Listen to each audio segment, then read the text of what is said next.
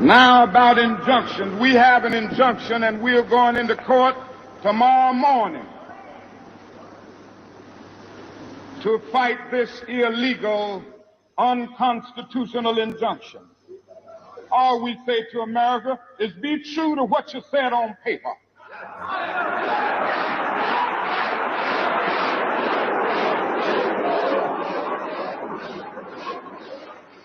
If I lived in China or even Russia or any totalitarian country, maybe I could understand some of these illegal injunctions. Maybe I could understand the denial of certain basic First Amendment privileges because they haven't committed themselves to that over there. But somewhere I read of the freedom of assembly. Somewhere I read of the freedom of speech. Somewhere I read of the freedom of press. Somewhere I read that the greatness of America is the right to protest for rights. Good morning, good morning, good morning, good morning. First Sky Omaha in the morning. In the morning. My name is Paul B. He's Buddy to Gawd. Hey. It is Monday, the 19th of January, 2026. MLK Day. Welcome, welcome, welcome. Let's get this party started right. First Sky Omaha. In the morning. Money.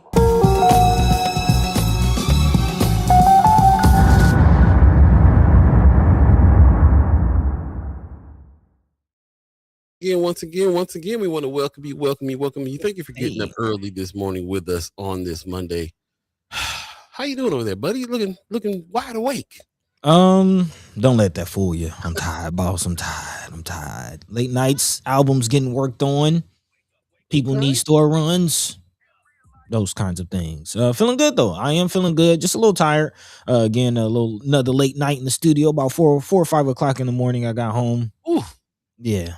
I mean, luckily I was able to sneak in a couple winks, but yeah, man, it's actually an eventful weekend, man. Ran into my man Bill King out here yesterday. Shout out to Bill King. The DJ Coalition. The largest group in the country. So we lost you for a minute there. How about now? How am I? You back. Okay, I have to look at that interneting. But yeah, I don't know what y'all last thing y'all heard, but ran into my man Bill King. Had an eventful weekend, and looking forward to today. It's again celebration 18-year show for the DJ group that I'm a part of, Coalition DJs, largest DJ crew in the nation, actually. So yeah, shout out to my man Bill King. It was nice running into some Omaha fam out here in Atlanta. But other than that, definitely looking forward to a lot of things to talk about, actually. As you see my man Bill King, a lot of things to talk about, though. Definitely worried about a home. We'll maybe get into this a little later on in the episode, but I heard about some activity on the north side. Yeah, we'll have to talk about that. Most def, and that and a whole bunch more stuff. As a matter of fact, let's just get it out the way right now. It's 5 degrees outside. Feels like minus 10. Feels like minus 10 with the wind chill. So it's not going to get up very much more than that. Maybe about 12 today. So one of them days, if you're in Omaha, Nebraska, check on your loved ones. Make sure your heat's on. Make sure the water's running. Don't freeze the pipes. All that stuff. We're going to jump into the good morning. I see Marla Harrison in there first and foremost. Said good morning, First Sky family. Happy Motivational Monday. Let us know how we're looking, how we sound, and we're still dealing with some tech issues. And it looks like because of the weather, internet's going to be interneting today too. So yeah, let us know how things are. Also, Sean McCarthy says, morning, First Sky Nation. Happy Martin Luther King Jr. Day. Cool. Hey. Sorry, buddy. I was cutting you off. No, you good. Definitely good morning, Sean McCarthy and all the chat chimers. I was just going to say, as far as the internet going, we might have to talk about this. I don't know today, but some point throughout the season, as far as the cyber attacks, let's just call it what it is, man. Of course, I think Verizon, their network went down. There's been some, reports of whole internet going down. I think the East Coast lost their internet for a bit. what's really going on. Again, Trump attacking a lot of people. You know, these cyber attacks is not foreign here in 2026. It might be a little bit more than just technical difficulties and Bro, malfunctions. if you'd have known the rabbit hole I went down yesterday. Really? Right on. Yeah. Because in the tech movement, Gen X ain't nothing but a bunch of hackers. So we be looking Man. around at how to do internet without the internet type of stuff. We'll talk about it. Man. Oh yeah. Shout out to We'll Ike get Kid. into it.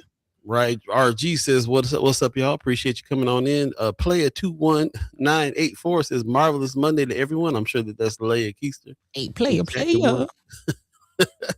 Yeah, I like that. I like this. Matter of fact, speaking of her, let's check out Swing Left Nebraska podcast. Week 3 is going down. It's a good time to be checking this out because they're unpacking the unicamera, which is we're in session right now. Speaking of which, we'll be starting our Senator Cipher up next week. So stay tuned for that. But yeah, we'll be doing some checking in. And in the meantime, keep this up. Check it out. We got a very special, interesting setup here in Nebraska with the unicamera. And it takes a little bit of reminding ourselves what it's about. So they do a good job of speaking on this and, having that conversation. So definitely check this out wherever you get your podcast. Week 3 of Swing Left Nebraska is out now. Appreciate that. Man, 250 bills already. Lots of bills. Michelle Moreno gives us a good morning. Appreciate that. Mark Manor says, good morning. I'm a week late. Okay, it's all good.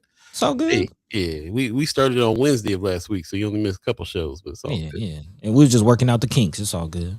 There you go. Mama God says, good morning, fam. Eyes less sensitive today, so I can follow the green. Oh, okay. Sorry about the green being so bright on you. Says screen color was hard on my eyes last week. Glad to be in company with my family. I appreciate that. Also, I forgot, but Mama God did mention that she had a little issue commenting last week as well. So if anybody's having issues commenting during the show, maybe send us an email, or if you have one of our numbers personally, maybe reach out. And let us know if you have any issues. And as we mentioned last week, we will be making some changes throughout this season. And part of following the money is us rolling out our next thing, our next endeavor, if you will, the next level to this community that we're building. So definitely look out for that. But yeah, in the meantime, between time 2030 out there, anybody having issues, let us know. Yeah, you guys are our tech gurus as well. You guys let us know when things ain't working. Man, I see RG in the chat talking about Double X. What you know about Double X Posse? Well, I know you know. He says, I'm not going to be able to do it. You remember that jam? Take that coal somewhere else. I heard that, bro. Heather Williams says, good morning, everyone. Also, Mama God says, we've been super lucky this winter. It's been pretty mild. Not today. I guess cold out here too. It could be worse. It could be blizzard and snowing on top of this cold. So yeah, I don't even know why you said that. Yeah, because it's it's cold out. Look. But anytime you say those words, that's what happens. Nah, bro. No, I ain't superstitious like that. I'll say snow all day long. It better still not come. That's what I'm talking about. Pop says, good morning. Good Monday morning. And mad love from Las Vegas. 10 below zero. Lord. Yeah. Lord. What a chill. Yep. Yeah. Appreciate you guys coming on in this morning. We definitely have lots to talk about today. It is Martin Luther King Day. So especially happy that you guys have, I don't know if you guys are taking the day off. Is it, did Trump take that away too? It's not a holiday anymore. So you have the day off. Let us know if you're home on your day off, getting up early with us. We appreciate that. Do us a favor and share the show. If you're on Facebook, you can share it on your page easily. If you're on YouTube, share the link to anybody who you think might want to come in and have some conversation here today on some of the things that we're going for. So let's go ahead and jump into it. We got a little bit of community updates happening this morning as well. I want to just give a shout out to, first of all, shout out to Melissa Wright, who came on the show last Friday. If you missed that interview, definitely check it out on YouTube. We were able to really kind of successfully break down what it is that she really did for the city, man, and how she's feeling about the city and how the city feels about her. And if she's off to her new endeavor, we definitely want to give her a flower. So definitely check that show out. It's a good one. We'll definitely be talking about that as well. And of course, don't forget about the OEAAs that's coming up. I see them behind the scenes working feverishly to get this show up off the ground. It's happening on February 15th. It'll be here before you know it, and it'll be sold out before you know it too. Limited seating over there at the Admiral. And this is the 20th annual. So there's a lot of people coming out and a lot of people who've won awards in the past and been part of the awards in the past. And the theme this time around really has to do with that part. You look at award shows, you don't really think about what's going on behind the scenes, but there's a lot of people in Omaha that really appreciate the arts, and they're doing their best, after work and after school and stuff to make these awards happen. Nobody's getting paid to make it happen. It's all volunteer. So this is something that we really ought to be supporting. Definitely check it out, and I'm sure that somebody that's been nominated in the OEAAs as well. As many awards is going to be given out on February 15th. So definitely check it out. We're working to try to get this happening, and we appreciate everybody that's around. We already talked about this. It is Martin Luther King Day today. So, with this theme that we have, season 4B, follow the money. Hey. We are doing a lot of talk about in our circles about the last speeches that he gave. You heard a little bit of piece of it in the beginning there, but he talked a lot about the Poor People's Campaign, economic power, and how that needed to shift. And a lot of people think that's the reason why the assassination happened, because he was on his way to Washington to demand a shift in funds and power, financial power. And he was bringing poor white folks and Spanish folks and all kinds of people with him. And you already know what happens when you try to bring all the groups, all the poor people together. Chairman Fred. People get assassinated left and right on that. So that's what's going down. So we'll be talking about that a little bit today. Also, just wanted to give a shout out to this flyer that's been going around here from Children's Network for kids, what to do if you're worried about ICE. We got to talk about it. 3-4 days ago, I don't know about your feed, but my feed blew up on door to door, ICE going door to door in Benson. This is something that I saw from all different walks, all different groups, all different people. And it was some information that was going out. People got scared and really started, looking around and repeating that and making sure everybody was safe. And that's kind of what I took it as. As a matter of fact, the only people that I really saw that was trying to act like that was fake was, I believe it was the sheriff's department came out and was like, this is a fake news going around. This is not happening. ICE been doing stuff around since way before 3 days ago.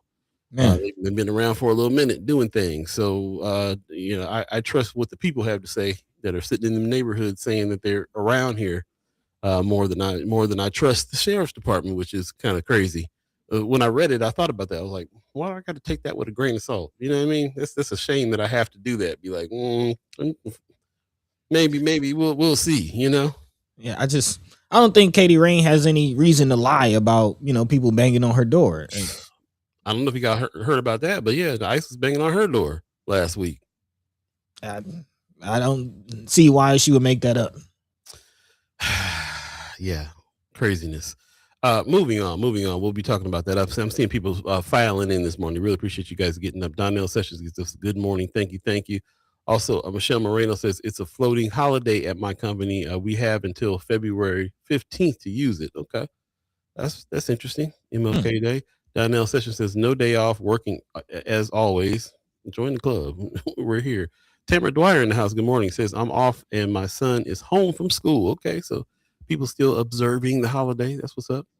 Anthony Rogers right in the chat says MLK. Oh, you got your name back on here. All right, cool. Says MLK Day has become annoying, sanitizing, deodorizing, and Santa Clausification all day. Yeah, this guy was a little irritating. I remember it was probably about 95, and I realized like we gonna go through this again. Like he was about some more stuff than this, and people always are trying to act like. That's why we're focusing a little bit today on some of these last pushes that he was making here for economic power. So that's what's up. Yeah. Also, RG in the chat says, "Oh, I didn't mean to hit that. I'm still a contingent worker. So yeah, I'll be clocking in at the top of the hour, clocking in across the hall in my home office." I heard that. Can you dress up to go to the home office? That's what's up. I appreciate that. Also, Pop says, no, it's still a legal holiday, at least for now. Okay, cool. Heather Williams says floating holiday at my job as well. I've never heard of this floating holiday. Of course, I'm not one for taking the corporate gig. I don't like bosses, so that's why I'm always running my own companies. But I like the floating holiday idea. I guess that's a good one. So you guys are taking it off today and you still got up early with us. Really appreciate that. We'll move on. We have a lot more community updates coming up, but we'll save them for a little bit later. But shout out. Actually, let me do one more before we get out of here. Yeah, no Assembly of the special guest Saints, today. man. Assembly of the Saints is always doing the thing. This was floating around. We missed this a couple times, but I finally just found it somewhere. But apparently every third Sunday of the month from 12:30 to 1:30, you can go and get some free resources for the babies. Hey. So Assembly of the Saints, brothers in the same thought when it comes to what we're trying to do for the people. Some resources there. For more information, you can call 402-237-8659. And while I'm thinking about that, I didn't know that they had a podcast as well. Assembly of the Saints has a podcast, and we'll be talking about that a lot. Man. A new feature that I want to bring this season has to do with partnering with all of our partners that are in media and doing the same kind of things that we're doing. Love to highlight some of them. So Assembly of the Saints, Precious McKesson is on some podcast situation now. Also, she hit me up, said DJ Mr. Soul over there, 87.9 wants to partner and talk about some things as well. So and then our brother Eric Guerrero is out there, man, on the street hard right now. There's a lot of folks out here that are doing some really good media coverage and stuff like that, alternative media coverage. And it's time to I want to bring all those out, maybe play some clips, introduce you guys to some of our partners in this field, and then and be able to follow them as well. So we'll be talking about that because we're constantly talking about how we can continue communicating clearly with each other. Yeah. It's crucial. We're getting into that today. What else we get in today, buddy? What's the top headline? Hey, nice tea. Definitely want to expand and expound on what you're talking about with brother Martin Luther King Jr. Of course, in the Poor People's Movement, kind of the last chapter in his life as a orator, organizer. So definitely want to set that up and talk about, today, what we're talking about as far as the ICE situation, some of the resources that are out there, everything that we're talking about, our style, trying to tie things together in a nice thread. And, usually things are connected. So we're going to follow the money and get to the bottom of it. I definitely want to talk about some of the assistance that's going out there for our houseless brothers and sisters, continuing that situation. Again, over the break, we did launch our resource page. Again, on the website, you can go to firstskyOmaha.com/community-resources. And again, there is a dashboard where you can see a lot of the resources available in several areas. Housing being one of those areas, but again, a lot of need out there. So again, shout out to those who are helping with our houseless brothers and sisters, and also food assistance, something we have to talk about. This is actually, I believe Paul Philman shared this on Friends of. Haven't really thought about this, but with all the ICE things going on, families are in hiding, even U.S. citizen families. Again, people are just afraid, are in hiding. And what does that mean for them being able to receive resources and things like that? There's actually an article talking about food assistance for families in hiding in Minneapolis, of course, kind of ground zero for what's going on right now with the ICE situation. But it's not just happening there. Also, as we mentioned earlier, do want to talk about maybe get your take out there, all the chat chimers on what really happened. Excuse me. A couple of days ago with the ICE situation. Not only am I hearing ICE activity in Benson, but also Bellevue. Man, it got to the point where I had to call my people. Like, is everything okay? So again, let me know. What did y'all see? What did y'all hear? I tried to find something on mainstream news, but nothing. So this is why we do what we do. If anybody heard anything about ICE activity or Homeland Security activity in the Omaha, Bellevue areas a couple of days ago, let us know. Definitely want to get more information and get down to the bottom of that. Of course, has been confirmed about the Homeland raid in Lincoln a couple of days ago as well. So definitely want to talk about that situation. And in lieu of us starting our Senator Cipher today, I do want to talk about one of the big things that is hanging over this legislative session. Of course, the ICE McCook situation, and really following the money, asking questions about the contract, man. What is really going on with this contract? Who's making money? What are the requirements? I really have a lot of questions about this. And of course, I'm looking forward to speaking to our senators next week. But we have to touch on it. Definitely want to hear from you as well. So all that and more, of course, we're here for the next 2 hours. We're going to be getting into a lot of other things. I mentioned last episode, I believe, about surveillance capitalism. If this is something you haven't heard about, definitely stay tuned in. Following the money, Facebook, social media. How are we communicating? We're going to be getting into it all today and more. Of course, if there's anything we're not talking about as well, feel free to drop that into the chat. Let your mind be free. Let your voice be heard. In the meantime, between time, Paul B. Yo. What's the word? What's the word? Man, let's take a quick break and come on back and jump into it. Stay tuned. You're listening to First Sky Omaha in the morning. In the morning. All be buddy to God. Stay tuned, y'all. Or the bullet. The ballot or the bullet explains itself. We have a fight that's common to all of us. We suffer political oppression, economic exploitation, and social degradation. Today it's time to stop singing and start swinging.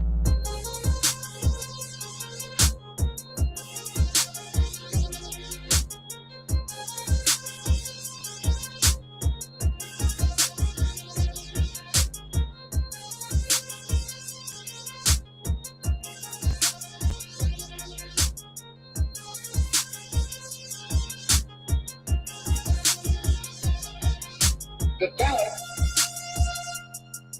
or the bullet. Welcome back. First Sky Omaha in the morning. In the morning. All be buddy to God. Appreciate you guys getting up this morning, man. Corn brother RG says floating holidays are clutch, man. He says you time them up right and you can stack a few of them into some longer time out of the office. To incorporate that in the thing. That's what's up. Okay. Donnell Sessions in the chat says, when will the mayor be on? We're anticipating the mayor be on this Friday. We're going to start our whole segment with the mayor. He's coming on Friday. So this is the week. We got a few more little tech things to pan out, but we're anticipating him coming on Friday. So stay tuned for that. Getting it right. Yeah, it's going to be a great conversation. Also, RG says, with DHS having this extra large budget now, I'm sure Nebraska got a nice kickback for the clink. Yeah, we're going to talk about the economics of all that stuff for sure. And then also shout out to Mayor Sanchez. Ariels 402 says, hit the like button. Please do that. Like and subscribe if you're over on YouTube, especially, and share the show if you're on Facebook. That's the easiest way to help us out right there. You can put it on your page and get as many folks in on the conversation as possible. So there you go. Once again, super cold. If you're in Omaha, Nebraska, it is 7:22. If you believe in the concept of time and you're here, and we're already coming up on February. 19th of January. The time is flying, and it's because there's so much going on every day. So we got to jump into it. Man, trying to keep up with what's going on in the now, trying to anticipate what's happening in the future, while at the same time trying to learn from the past. And we're going to start this with just that, learning from the past. Again, starting with kind of a trend that I've been setting over last season with kind of the affirmative, painting a picture of the idea of what this season's theme is about, and what we're trying to push, what we're trying to talk about. And again, this season is follow the money. And I think it'll be fitting to start with Brother Martin Luther King Jr. Aside from this being his national holiday, of course, his birthday was on the 15th. I think that was Friday or Thursday. So again, this being the national recognition of his birthday, his legacy.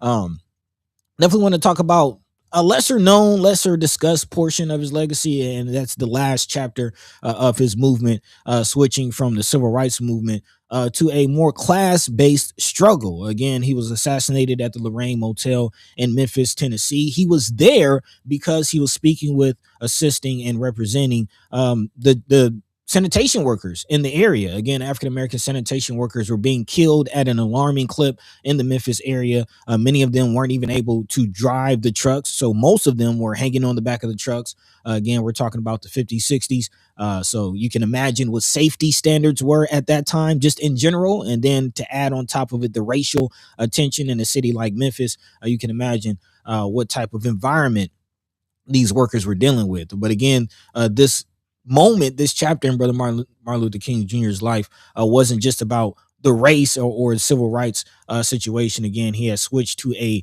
poor people's movement to speak about work struggles.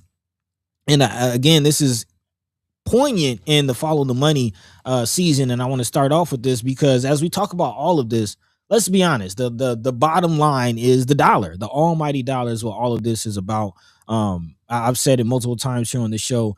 Even when we talk about racism and race in this country, it really is ultimately a weapon of classism. Again, as we follow the money, and if you follow the money, you will ultimately end up at this conclusion. The class struggle in this country, and really nothing happens until it impacts, again, this class struggle. So definitely want to start with that. Paul, I know you have some ideas about Brother Martin and, again, his movement towards the poor people struggle, and again, a more class-based struggle. What say you? Yeah, as a matter of fact, I don't need to say anything. Let's hear from him. Let's play a little clip what he has to say here about the poor people's struggles. Martin Luther King, check it out. Faced the idea that civil rights alone could not solve the problem of poverty. He roamed the South, trying to gain support for Poor People's Campaign.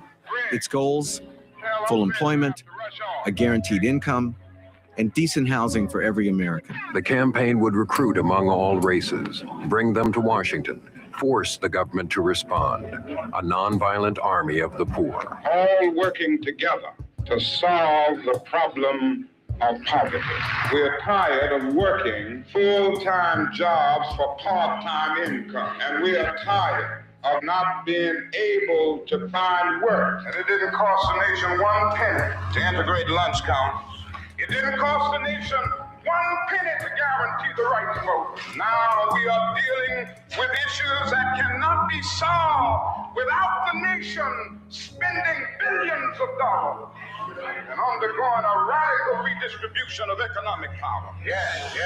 And if our nation can spend $35 billion a year to fight an unjust, evil war in Vietnam, and $20 billion to put a man on the moon, it can spend billions of dollars to put God's children on their own 2 feet right here on earth. This is the reality. Now, when we come to Washington, we are coming to get our check. Very frankly, this is a search for an alternative to riots.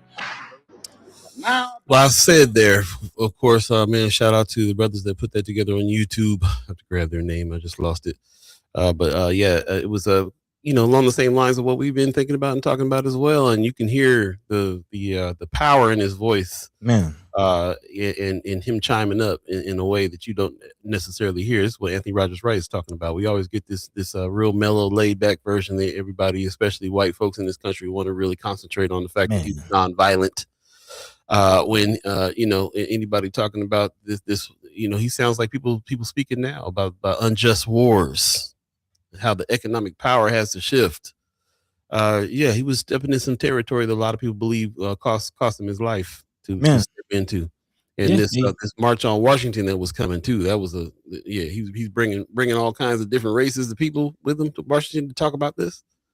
Yeah, it's like you said earlier, buddy. It's nothing really happens until the class thing is touched, until people's money gets touched.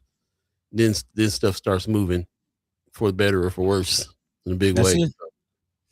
That's it. Which is why, again, this season has followed the money, because even Brother Malcolm, when he was assassinated, what's the infamous line? "Get your hand out of my pocket." It's all about money. It's all about money. That's what this is about.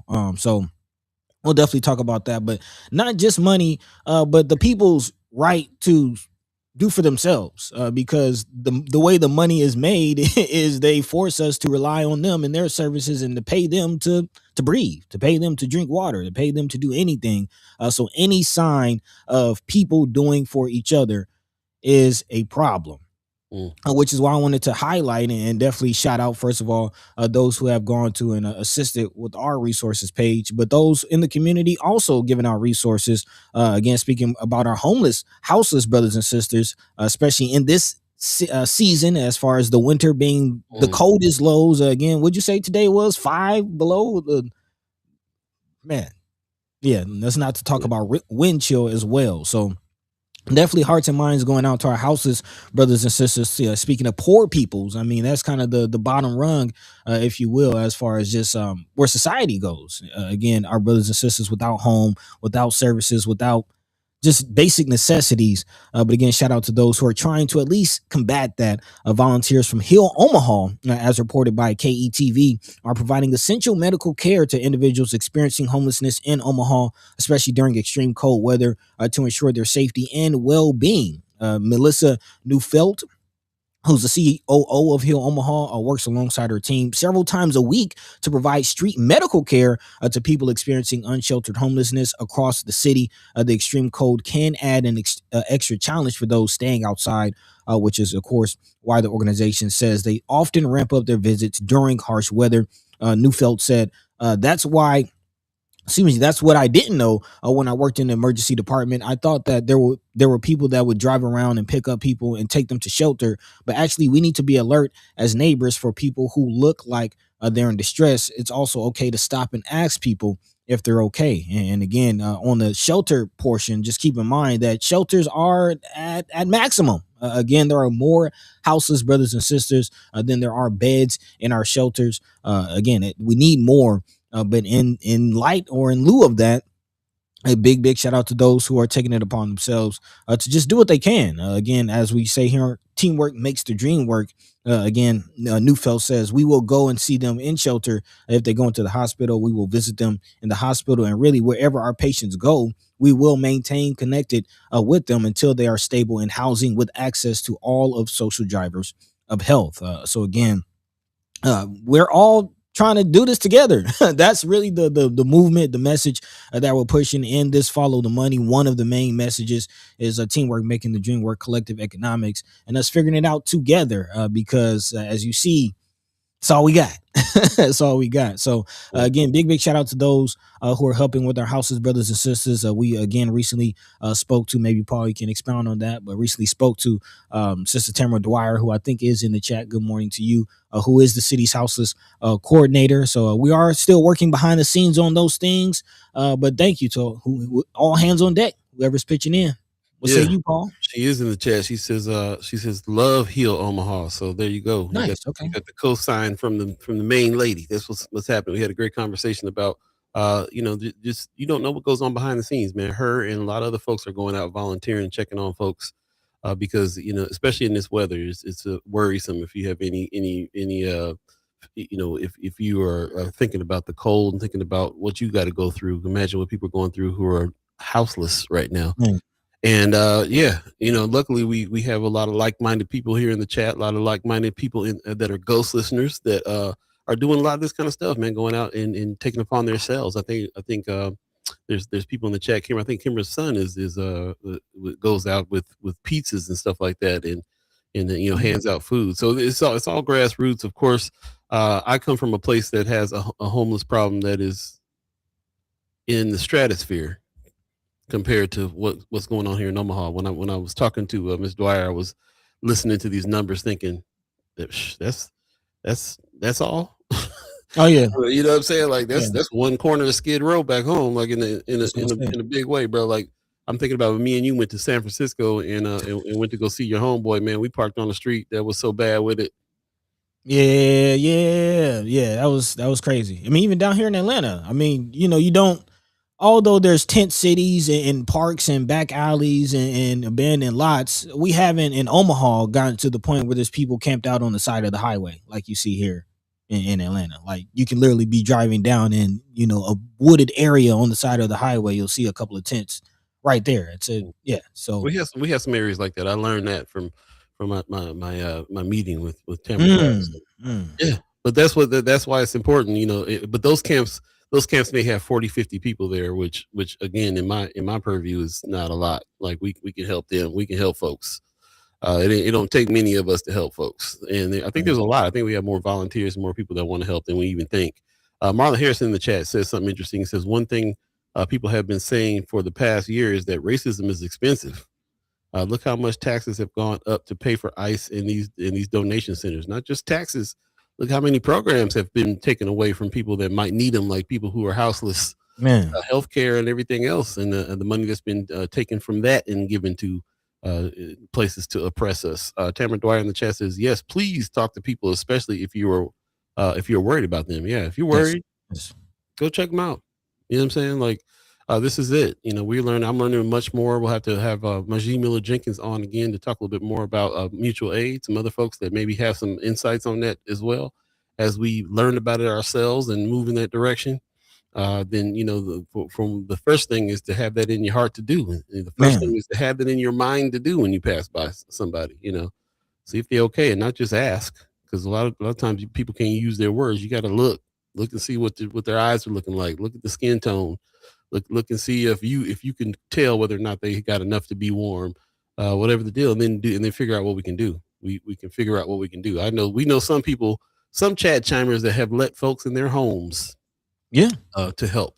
Other chat chimers who drives by with food every week. So I mean, there's you could figure out what you can do for your own within your own abilities, and do that. But the biggest thing is just to have it in your mind. We can solve this here. Yeah, we can and solve just this here. You know, remember that just because these people don't have a roof over their heads, they're still a part of our community. Big time. I also want to give a shout out not just to the department that Tamara Dwyer is heading up, but also the mayor. We had a little bit of talk with her about how this has gone on. It seems like the mayor is about trying to solve this problem as well. You know, that's always going to be an issue is where the money goes. Man. She having a hard time getting money to get some of the help with the people and have these programs run. And that's kind of a question as well. If you got a mayor that doesn't care nothing about it, then you're kind of in trouble there. So luckily we do. And that's going to help as well, because, you know, like I said, we're talking about where the money trickles to, Man, where the programs get loot, right? Follow the money. Yep. 7:36 right now. I appreciate all your comments on this. Thank you for chiming up. I'm glad that you're here, Mr. Dwyer, as well. It's always a good thing that you're in the chat when, especially when we're talking about this particular subject. We do want to expand what we can put on our resources page, not just, you know, here's this shelter, here's that shelter, but maybe even, you know, who's helping, who has this, who has that, you know, kind of make it an interactive situation where we can direct people to some actual help when needed. And that's what we're on. I don't think we have Hill Omaha on our resources page. So first time here. Yeah, so yeah, there's plenty of other resources out there to add to it. So again, thanks for all the chat chimers and the team and the squad who's already volunteered to help and send us resources and things. And again, let's keep it going. Let's keep it going. Word. Speaking of keeping it going, it's about 36. What are you thinking? You want to keep going? Jump into a break? How we looking? Yeah, we took a break. Let's get on to the next. Let's keep it moving. A lot to talk about today for sure. It is, and I do want to expand and continue on the direction that I kind of started last episode when we can continue to talk about transition from our houseless brothers and sisters into what's going on with the ICE situation. And I'm still putting that out to the chat. Again, haven't seen any reports on mainstream news, but if any of you have any information, any insight on what we heard a couple of days ago, again, about ICE activity in the Bellevue and Benson areas, please feel free to drop that into the chat. Because this, again, there's a connection with this. It's moving from our houseless brothers and sisters, again, to an article out of Minneapolis of a church that's actually delivered more than 12,000 boxes of groceries to families in hiding. So again, it's one thing to think about our houseless brothers and sisters and their inability to get the resources that they need. But we don't, I'm not going to say we don't, but how often do we think about, again, the families that are feeling the pressure of this ICE situation, not being able to go to school, not being able to go to work just because of fear. And again, they might well be citizens. Like let's keep in mind that there are citizens getting wrapped up in this. So again, these are just people just in general and legit fear. And what about them getting the resources that they need? So again, big shout out to this organization in Minneapolis. Iglesia Dios Habla Hoy serves primarily Hispanic families, but their community has grown. In total, they've delivered more than 12,000 boxes of groceries in over 6 weeks. We're doing it by the grace of God and by the help of thousands of volunteers we have in our network. That's according to Senior Pastor Sergio. DHHS began packing groceries when began packing groceries when the immigration operation started back in December. They had families register if they needed groceries delivered. In the first day, 2,000 families registered, and now they have more than 24,000 families registered, and there is a wait list. The pastor said less than 1% of the families they serve are part of the church. So again, this is a general need. Of course, we have a large Hispanic Latin community in Omaha. What are they feeling? Of course, we spoke to I forget her name, the sister that kind of tipped us off to the restaurant in South Omaha that closed, one of your favorite spots on the South Side. She went in there and said there was no customers. Again, not only families hiding, but some of the businesses needing assistance as well. So, not just Minneapolis, but thinking about the brothers and sisters in the Omaha area, and now with some of the Somali communities being pressured as well. Also thinking about our African brothers and sisters in the Omaha area again as well. So again, a lot of people in need. What can we do?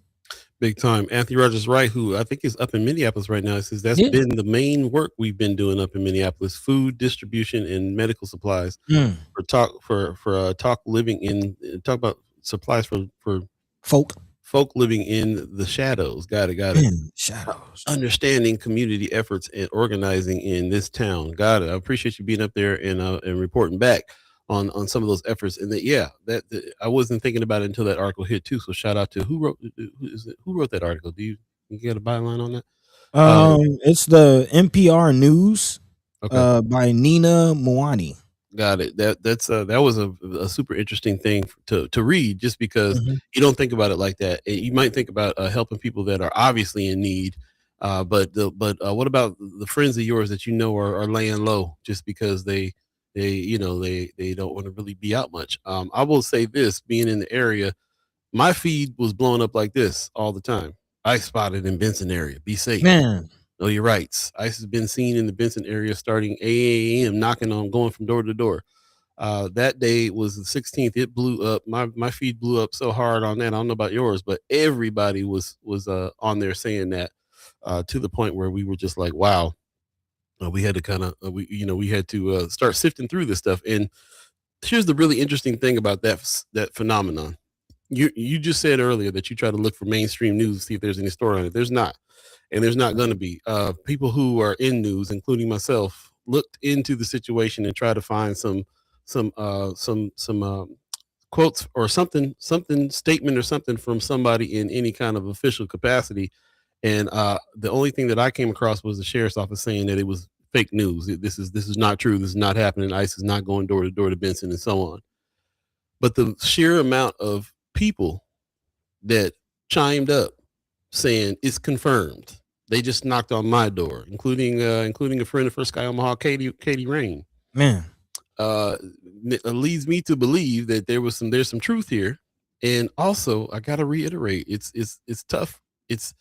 It made me kind of sad a little bit to be like, the sheriff's office said something that, and my first inclination is to be side eye it, just be like, okay, you know what I'm saying, like. I got 50 people in my feed saying this happened. 3 or 4 of them are using the word confirmed. 2 of them said that they knocked on their door and it's fake. Are you sure? And the bottom line is, when it comes to news, we're in a situation where we do news. So here's news dissemination 101. What, when, where, why, how, all those things are the case. But also, what's the people talking about? There is a part of this that makes me go, people are probably scared and they're reiterating something that they don't have any proof of. That's true too. But let's just pull ourselves back and just think about what communication is for in the first place.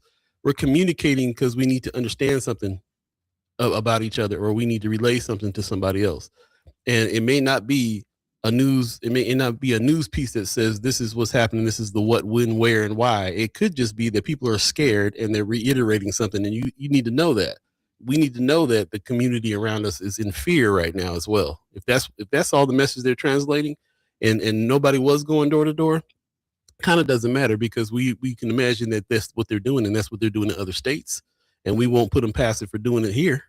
Man. And we're not gonna not believe people that said that this is happening to them.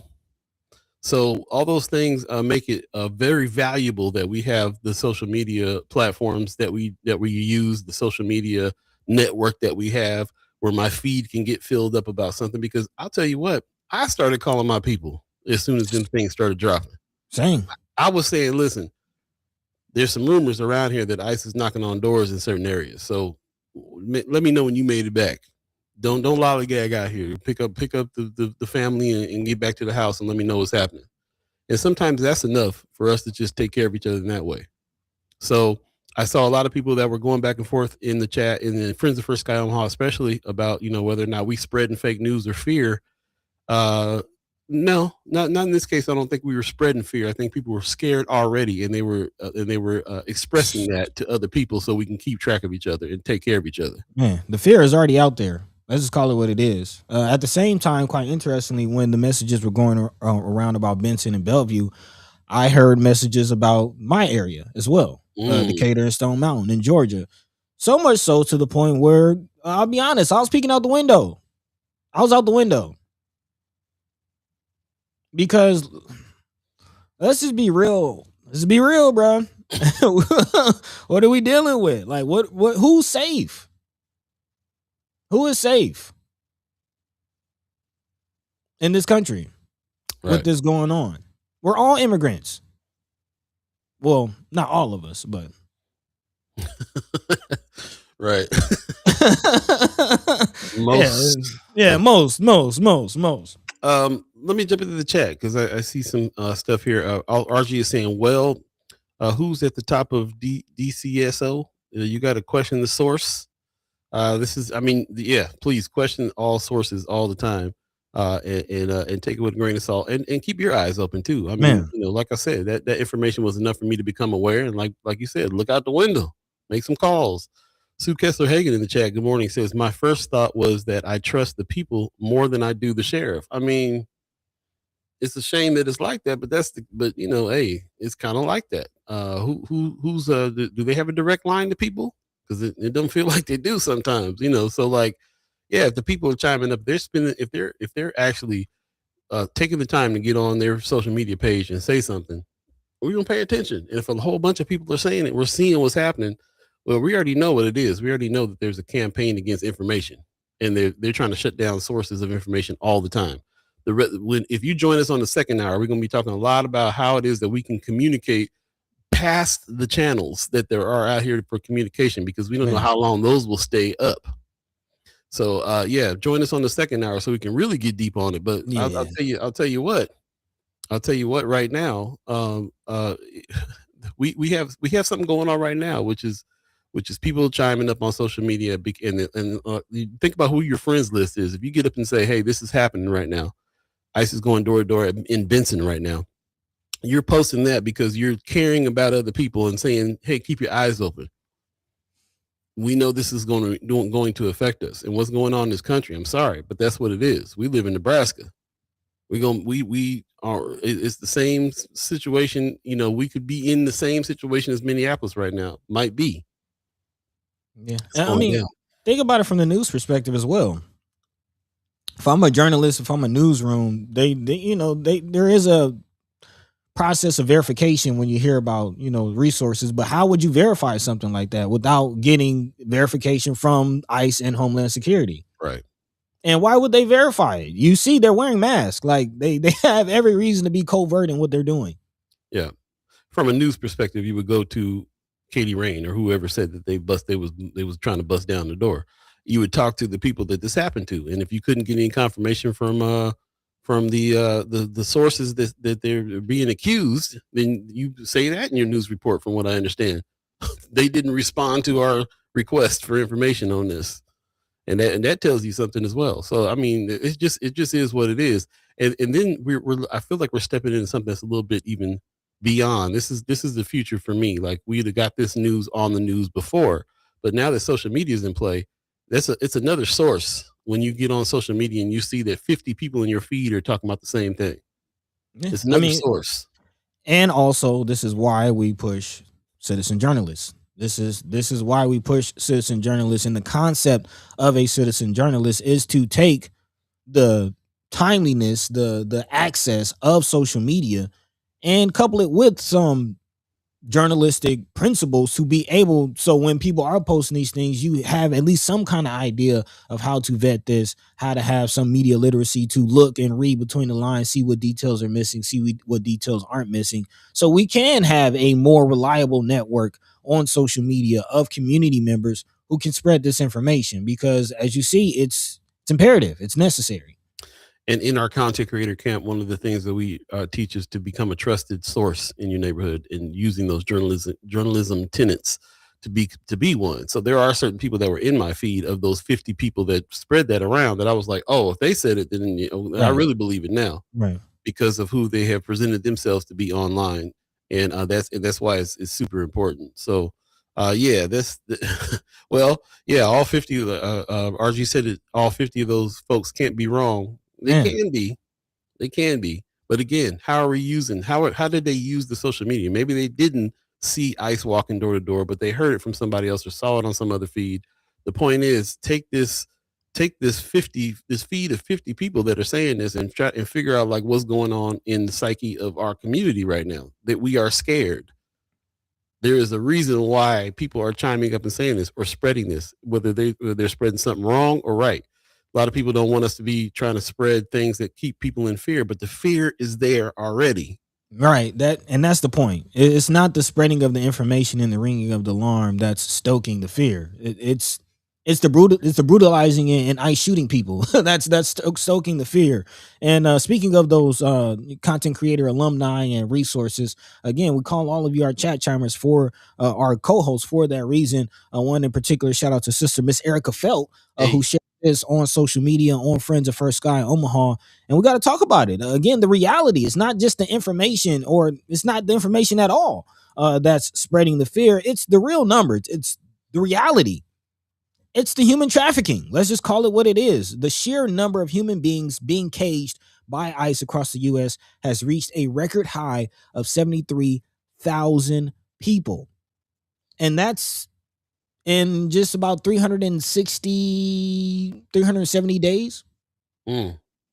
73,000 people in 370 days since January 15th of 2025, when the Orange Man took over office. That is the highest figure in the agency's 23-year existence, and an 84% increase from the same time of 2025. Again, this is numbers from the humanrightsfirst.org library on human rights. According to internal Department of Homeland Security data, as of January 15th, again, ICE has detained roughly 73,000 people. That rapid detention expansion is in line with Trump's goal of being able to cage upwards of 100,000 human beings in immigration detention at any time. Here's the follow the money portion of it. The country's two largest private prison corporations, Geo Group and Core Civic, have seen record revenue growth since the Trump administration's immigration agenda began. Core Civic has signed over $500 million in new contracts since Trump took office just last year, while Geo Group, which is actually ICE's largest contractor, has seen an expansion of contracts ranging from detention to bounty hunters to what we'll be talking about more today, surveillance. What's going on is not about immigration. If it was, they wouldn't be taking Ogallala Sioux tribe nationals. This is about dollars.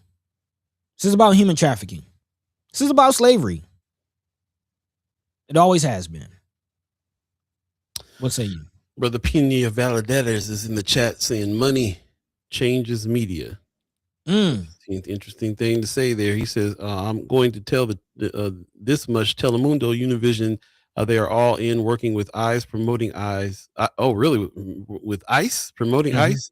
And these are Spanish-speaking televised channels, but they're anti-Latino. Their message was to reinforce and recruit ICE. So I don't know if I can trust them. See, this is what I'm talking about. That's the major channels, Spanish-speaking channels, Univision, Telemundo. That's crazy. That's crazy. It's not. Because we have the Danish, we have the Dutch, we have the English, the French. Let's not forget that Spain was the first country to come over here. Not all Spanish-speaking people are for the Americas. The conquistadors, do you know who Torquemada was?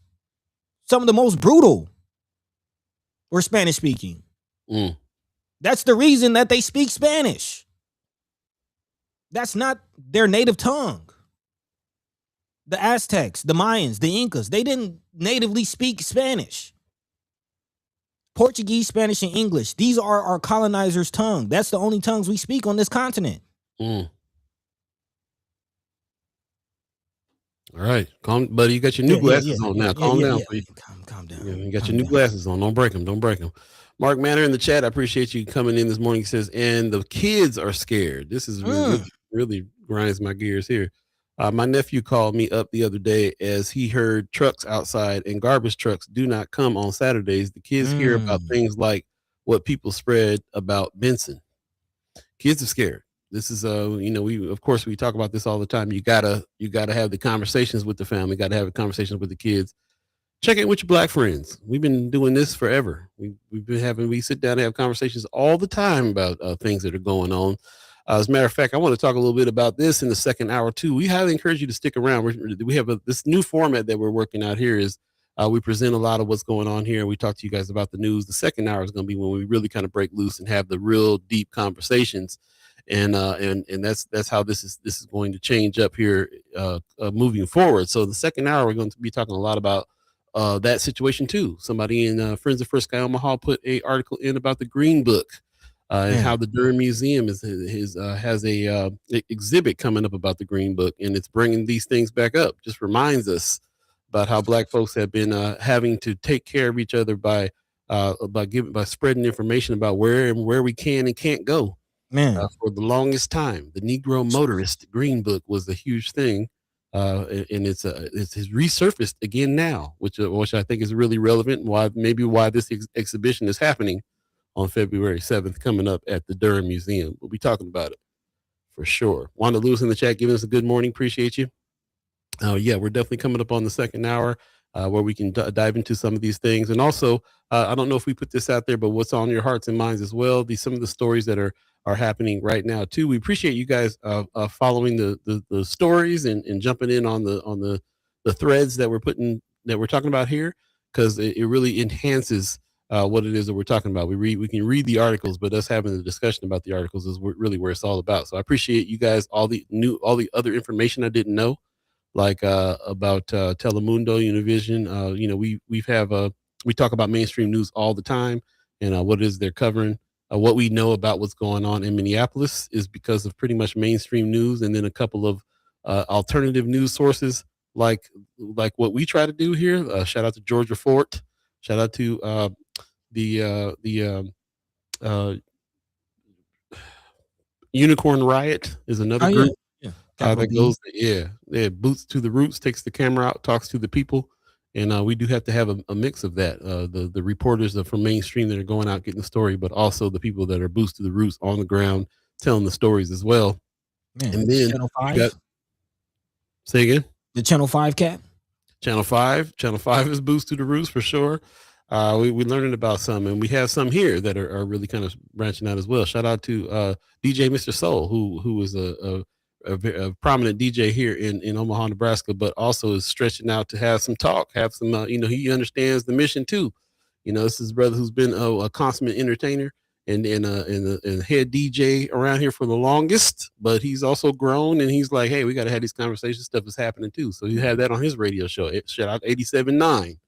So people are having these conversations, bro, and a lot more. There's a lot more people having these conversations on our digital radio channels and podcasts around town, and we're going to try to highlight some of those this year as well, because people are having some great conversations. We hopefully been starting a little trend here on having that. We needed to have these conversations, and now we are. And the great thing about us doing this for almost 5 years, we're about on the 5th year, buddy. I don't know if you know that, but 5th year.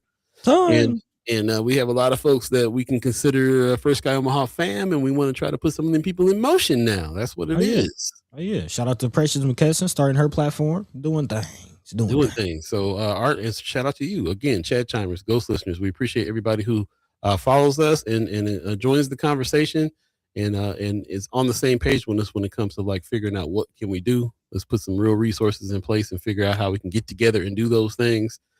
This is going to be one of them years that we really kind of step up and get going. So shout out, and also shout out to people like Anthony Rogers Wright, who's over, who takes the trip out. Well, he's in Minneapolis right now, seeing what's going on, Boost to the Roots, for real, and reporting back. Yeah, it's really real. So I appreciate that. We're coming up on our second hour, so we're going to take a quick break and we're going to jump into it again.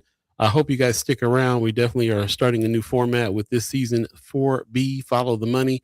where we talk a little bit about the news and discuss some of the news articles, and then save some of that real deep discussion, unfiltered discussion happening after the second hour in a big way.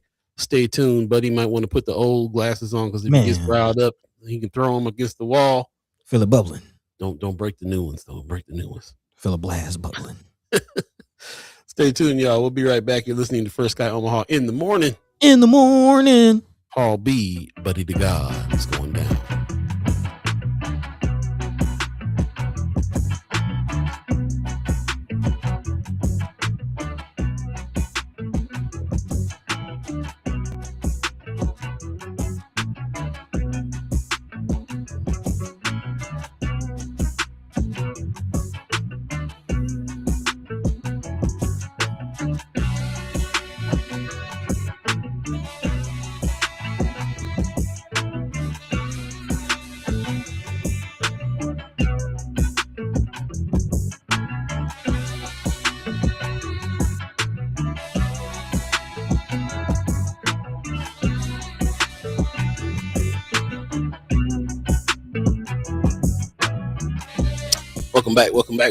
Welcome back. First Guy Omaha in the morning.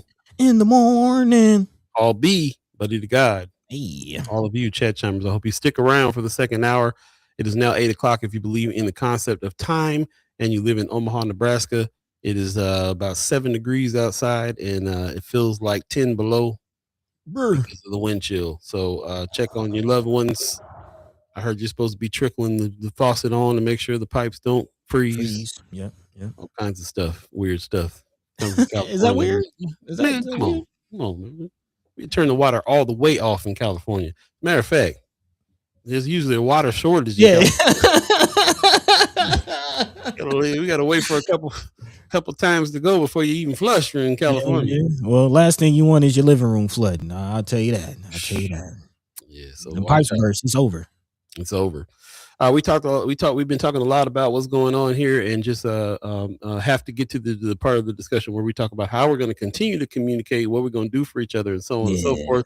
Yeah. Of course, this is MLK Day, Martin Luther King Day. There are a lot of people that are home because of the holiday. We were informed last hour that the holiday still exists, and some people are taking the day off. Some people are going to work because they have floating holiday. They can take it whenever they want to. And so that's pretty interesting too. But yeah, we've been digging in a big way, and we really are seeing what's happening here. And it is what it is. Martin Luther King has had a lot to say during his last time. A huge promissory note. In this campaign, we're coming to get our check. Which I think is really, really interesting for him to say that. The Constitution, huge promissory note. Man, we're coming to get our check. Hey, I mean, I personally believe the Constitution of the United States is a trust document, and all of our elected officials are trustees, and we, the people, are supposed to be the beneficiaries. Not quite working out that way, but conceptually. Yeah. Sure. The way it is working, not conceptually, but in reality. If you don't mind, Paul, get into the story. Sure. Is a big I do what I want.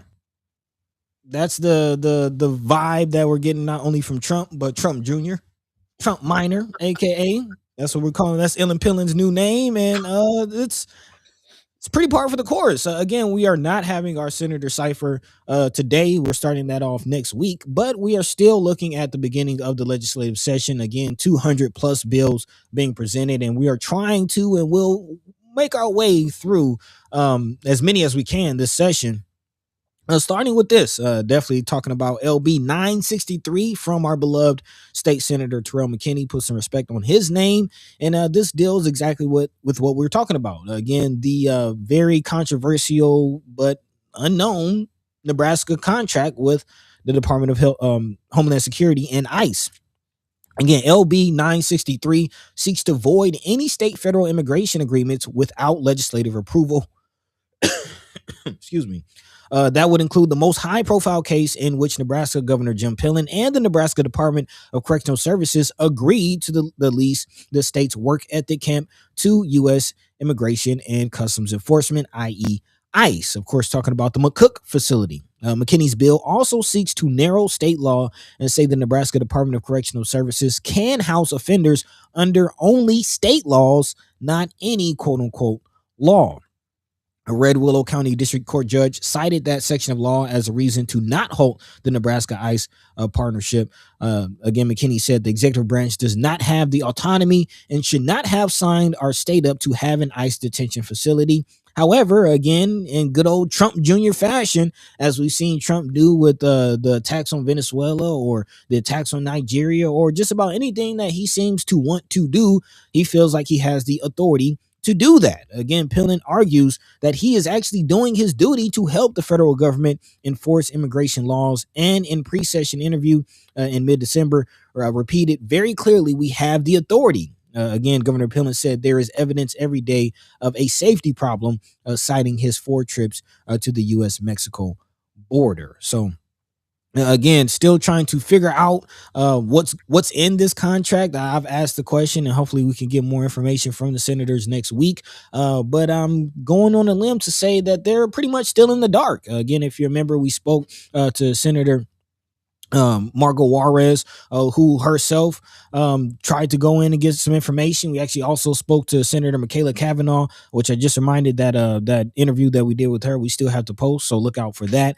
But in that interview, she did share that she was also one of the senators that drove hours out to McCook to get into the facility to see it herself and was not let in.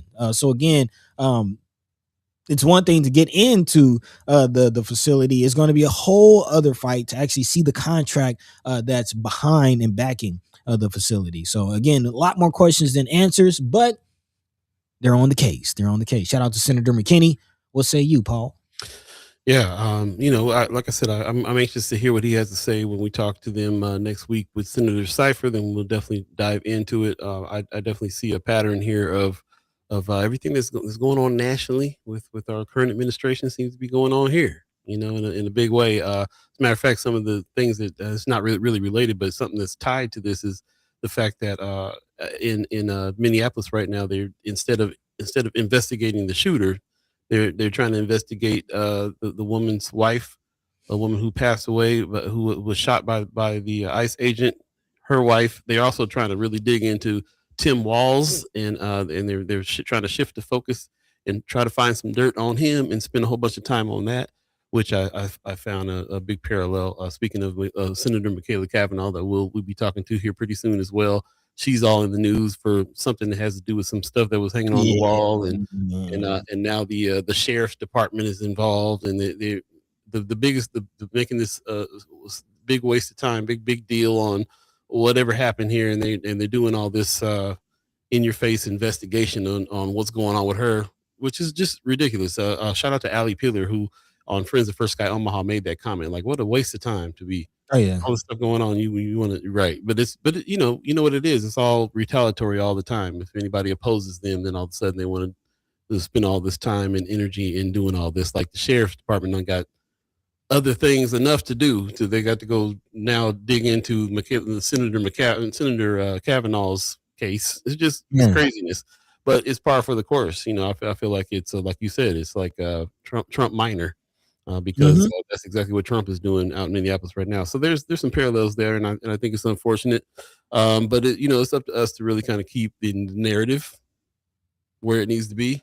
That's how we use our voice in the first place. Right. Don't get caught up with people trying to change the subject on you. If you're talking to somebody and they're like trying to change the subject on you, hey, get back to the point here, bro. Like, don't you ain't gonna take me off somewhere else that you want to go because you want to talk about this. We still talking about this. Man, and that's the truth. That's the truth, Roof. And no matter how much they try to push post-racial society, that was a term for a while, and excuse me, the trope about slavery was then, and that has nothing to do with us, and like try to act like those sentiments aren't still going on. But we know that Proud Boys are part of ICE. We know that a lot of the hate groups are already a part of ICE. We know what this is that we're dealing with, and we know that America has a love affair with human trafficking that it just hasn't let go of. It hasn't. Let's be honest. Again, the prison system is the slavery system remixed. And again, we're going to follow the money. Although there is not a lot known about the Nebraska ICE contract, just kind of going back to that and again, wrapping into the next topic or conversation. But again, there is a dollar amount tied to this. Pillen's office has estimated ICE reimbursements will annually net the state $14.25 million. Again, so there is income from these thousands of people that will be housed in this, facility over the course of time. That's slavery. That's human trafficking.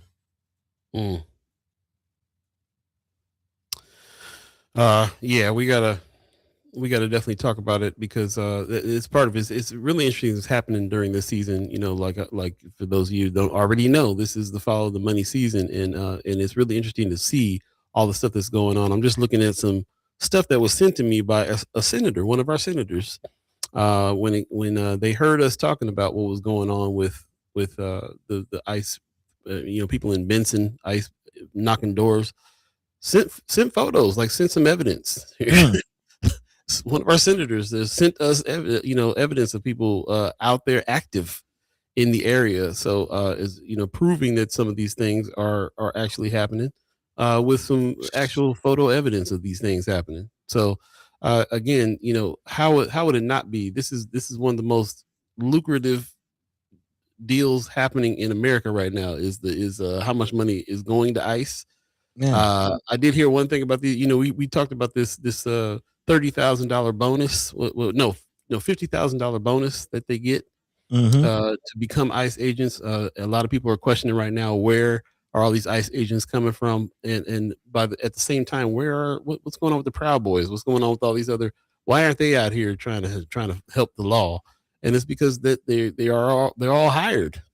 They are out there. They are the law. Right. So they just they changed the uniform, put on this stuff, and this is what they're going out and doing. They're getting hit, and part of the reason is because they are getting paid well, and they got these bonus checks to do what they were already trying to do on their own, which is crazy. But I did hear that the deal, one of the parts of the deal, is that you get $10,000 a year off this $50,000 bonus, and then you forfeit all that if you quit before 5 years. So they find themselves stuck.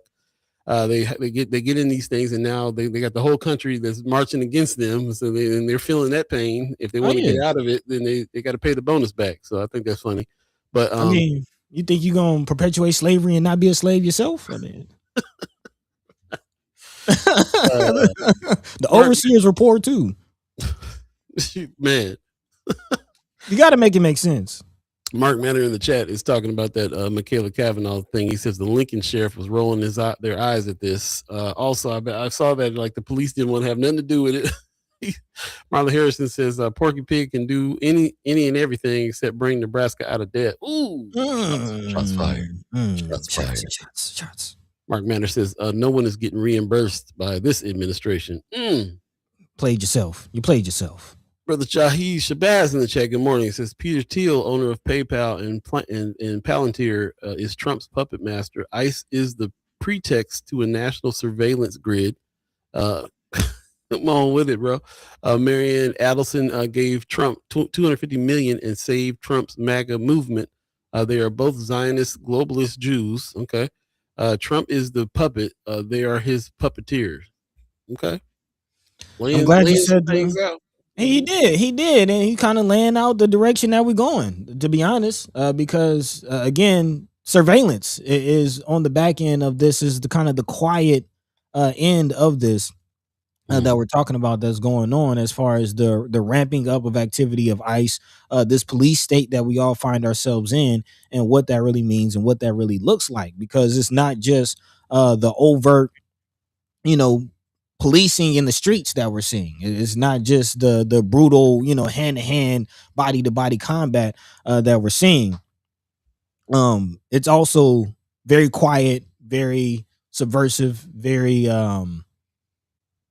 in your face, or more I say under your nose, as far as the social media surveillance. And again, looking at Minneapolis, how are some of these protests being blocked off? How are some of these things moving? And we, let's just call it what it is. We do know that Facebook, Google, the tech, the oligarchs, if you will, the tech bros, they're in partnership.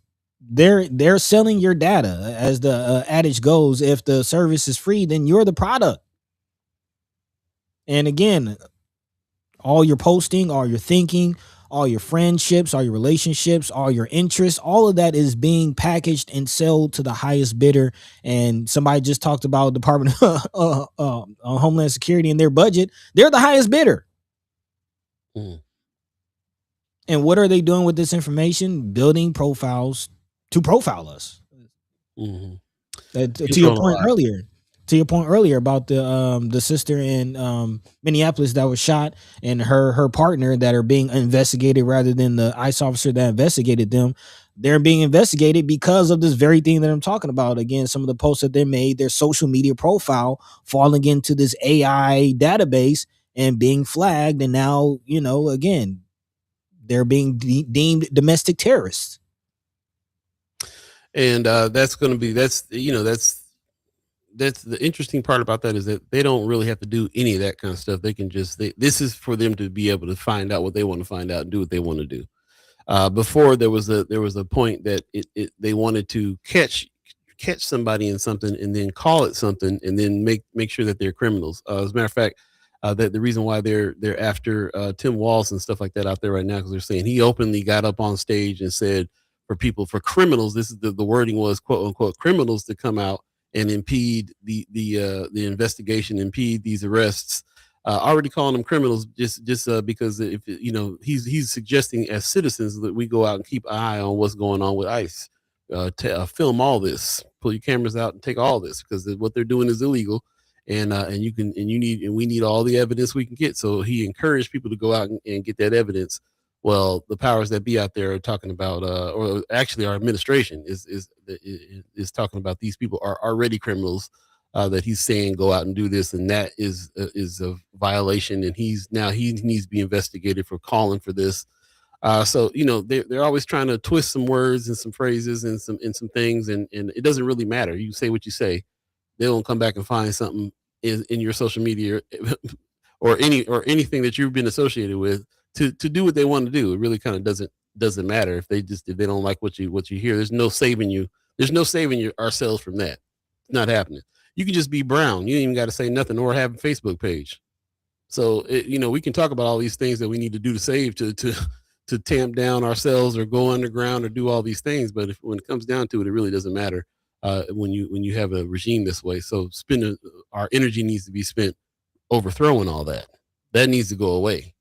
And that's just all there is to it. And there's a lot of people out here that can do that. There's more of us than them when it comes to that type of thing. So, watch what you say, be careful, do what you can do. But when all said and done, it comes down to it. If whatever they want to do, they'll do. They don't need an excuse for it. They don't need to find anything for it. This has been floating around here. I've been seeing too. Flyer, a little tongue in cheek. ICE thanks you for your cooperation. I was talking about this Ring. We haven't talked about this enough, but people who have Ring cameras on their phone, law enforcement has been using that. This particular camera in particular, this Ring one, because it's connected to the web, the cloud, and so on. And there's some stuff out there, some language out there where you're allowing law enforcement to take it over to surveil your street whenever they feel like they need to do that. So really, when with all the tech that's around us and all the social media that we engage in, everybody knows everything already. There's no hiding from any of this. There's a lot of people that I look at talking about going off grid, trying to figure out how to have the internet without it being worldwide. A lot of people that are revolutionaries when it comes to lo-fi-ing the tech back up. They talk a lot about being in small groups and sharing things and living alive with one another. I'm part of that whole scheme as well, because I'm all about that.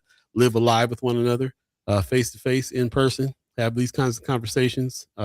Take care of each other and stay in the small groups we were kind of meant to stay in. Mm-hmm. And I don't worry about this stuff so much. I heard about globalization. They say globalization is going to be over because countries are going to go back into silos, even with the internet. And the internet is being controlled by, we're allowed to get on the internet right now. There's other countries that have been shutting that stuff down since it started. And that very well could be us, other authoritarian countries that just don't let you get on the internet, period, or let you see one part of the internet. You don't think it could happen here? Absolutely can. What will we do then as far as our communication with each other is concerned if that happens? Anybody thought of that? I mean, I think if you remember, I think just over 10 years ago, there was a lot of conversation about the U.S. government trying to do that with the internet. That was already a conversation several years ago. And then, of course, you got to know that what's going on with TikTok is a part of that. Again, the forced purchase of TikTok. Look at what it is. And then, of course, you got Mark Zuckerberg with Facebook, Google, excuse me, X now. I mean, I'm gonna call him Twitter. I'm gonna call him Twitter, but X now. Yeah, I mean, it's all connected as far as the communication, the surveillance of it all, and the interesting part is we're all agreeing to this stuff too. Let's not look over that part. When we sign up for Facebook, when you purchase your Ring, camera and put it on your house, that's in there. That's in the small print of these contracts that we're signing. So there's definitely that to keep in mind. And at some point we are going to have to ask ourselves, how much convenience and how much of this technology are we going to have to sacrifice and not go. We're past that. We're in a whole generation that depends on it. No, that's all they know. We know folks that can't go anywhere unless they put it in Google Maps, and Google Maps ain't doing it but tracking everywhere that you go all the time. And you telling them in advance where you're going when you put it into Google Maps to get to where you got to get to. Nobody's using the Thomas Brothers map anymore. Nobody's remembering. We're already past that. We're fully dependent on everything that's going on. Now there's these small grassroots movements of people that it's called we call it the analog religion, where they decide to cut all that stuff off and go back to Thomas guides and everything else to get around and do what they got to do. But they also are in medical systems. They're in all the systems. It's just what it is. Palantir is one of these organizations that have their hands in every place to be able to gather that data. Sean McCarthy in the chat just said something. He said, where is that at? He said, September 2025, the Supreme Court pretty much sanctioned racial profiling as the ruling said race was an acceptable ground for immigration stops.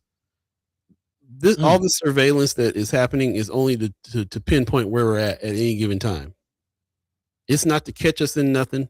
It's not to use it against us. People are smart enough these days to understand that they are just racially profiling. You don't even need to all you got to do is be brown, and they will come after you, whether or not you said forget Trump on Facebook or not. It's not even really the thing. It just helps them get to you faster.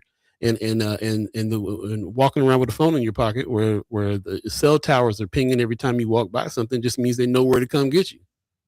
We got to be thinking about some real change on how we do things and how we move. You can do some easy things like go into your Google permissions and turn off location tracking so they can't find you right away. Mm-hmm. But pass by a camera on the street. You don't think that's letting them know where you're at? Or think about all the programs that are out there right now that Palantir is one of the groups that is collecting all license plates. So you can just be driving somewhere, wherever your car is at. I got a little pushback. Okay. A little pushback on him. Good. Because, first of all, I do want to acknowledge, shout out to Brother Marlon Harrison. Thank you for joining the conversation. He says, 24/7 surveillance isn't nothing new. The book 1984 talks about all of this. Definitely. Also, I'm thinking about that film where the guy puts on the glasses and he sees the advertisements change to Obey. And I can't think of the name of the film. I just watched that movie too. They something us. They watch us. They something like that. Yeah, something like that. I'm thinking about that movie too, which I think came out in the 80s as well. So again, the conversation about surveillance and people watching us is nothing new. But what I will say is new, and what I'm pushing back on you, Paul, is again, you just said that a lot of the surveillance is so they know when to get you at the time. Like it's past that.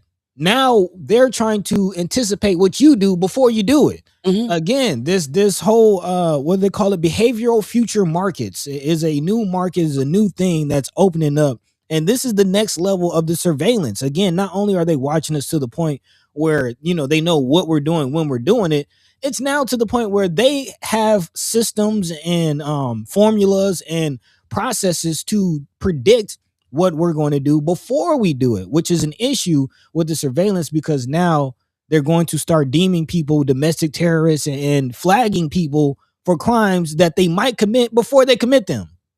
Thought crimes.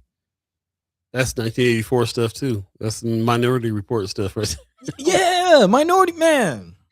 Thought crimes, man, before they do it. Sean McCarthy in the chat says, given how complacent big tech has been with Trump, I wouldn't be surprised if these tech bros will be complacent with any censoring, silencing efforts by the government. They have been. They've been given military credentials.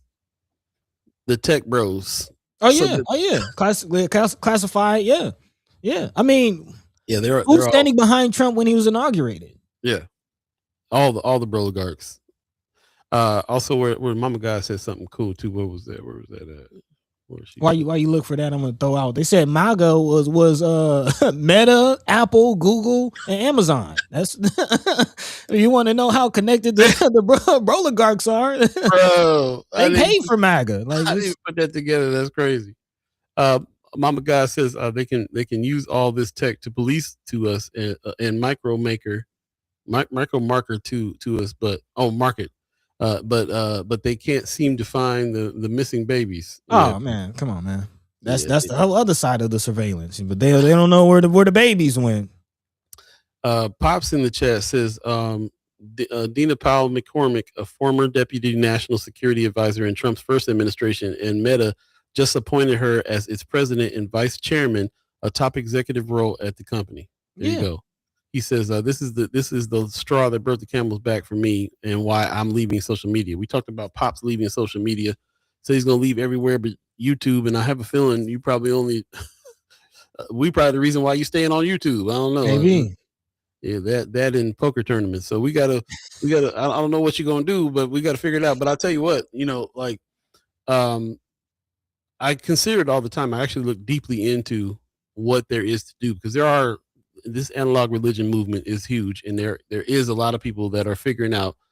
I just went down a rabbit hole of a tutorial last night about how to connect peer-to-peer and create your own internet. So there's a whole movement out here of people that have created internet for the people, and they've created it on a whole bunch of different platforms and a whole bunch of different ways to do it that bypass satellites and everything else that's being used now. So the tech is there, and of course you can go down rabbit holes on YouTube all the time about people that are digging in, and these are things to consider.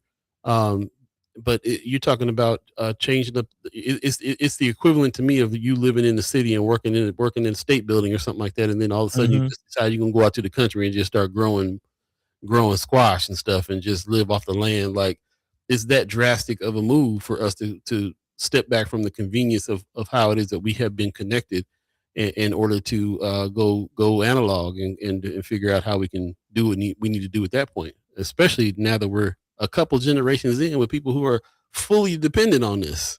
Have no idea, got to start from absolute scratch on it, just like I would have to start from absolute scratch to go out and be a farmhand. Like, I have no idea what shoes to wear out in the mud. So I don't even that's what it seems like to me, is that's the gap, how far and wide it would be. We can make small moves like get off of social media, or like I said, if you're on Google Maps, or all these other places that they can track you where you're at. It's kind of still tough to see and understand like exactly where it is that you need to make the changes that you need to make. Yeah, I mean, especially now, I live in Atlanta, where I don't know how familiar you all are with the Waymo. I think I actually saw a article talking about Waymo making his way to Omaha. If you're not familiar, Waymo is the automated Uber driving cars that have like 30 cameras on them. Come on, man, it's Waymo surveillance is what that is. That's what that is. Well, listen, we're all contributing to the surveillance. If you Yeah. got Ring cameras on your place, if you got all of it. Right. So, but the point is, it's beyond even social media now. Like you just going to the grocery store, wherever the flock cameras, all of it. I mean, Right. it's all. Yeah, it's all 1984. right. Fully. And also, you were talking about creating our own internet, and I had to research it, had to look it up because I knew it was a thing, but I wanted to make sure I was right about it. No single African country has developed its own internet, but the continent collectively has been building its own digital sovereignty through massive infrastructure projects like undersea cables to Africa, local internet exchange points, IXPs, and creating a continental internet exchange to keep data in Africa, national fiber rollouts in Kenya and Tanzania, and community networks aiming to reduce reliance on foreign tech giants, improve speeds, lower costs, and foster local innovation. So right on, Paul. It's already going in excuse me, in that direction as far as families, or not families, but countries, communities, continents building their own. Well, and it's moving a lot faster in the tech community because those are the people that know how to code and know how to do all the things. And there's enough Raspberry Pi, motherboards and stuff out there to build your own kind of networking system. So those that have that kind of knowledge are building these things out, and they're already using them within their small groups. That's what I would, if we wouldn't doing the show, then I wouldn't be thinking in that direction. But I'm also thinking that direction. We speak to a regular 40, 50 people a show, 200 or 300 people chime in. By the time you watch this, by the time other people get off of work and watch the show later in the day, 500, 600, 700 people, sometimes 1,000.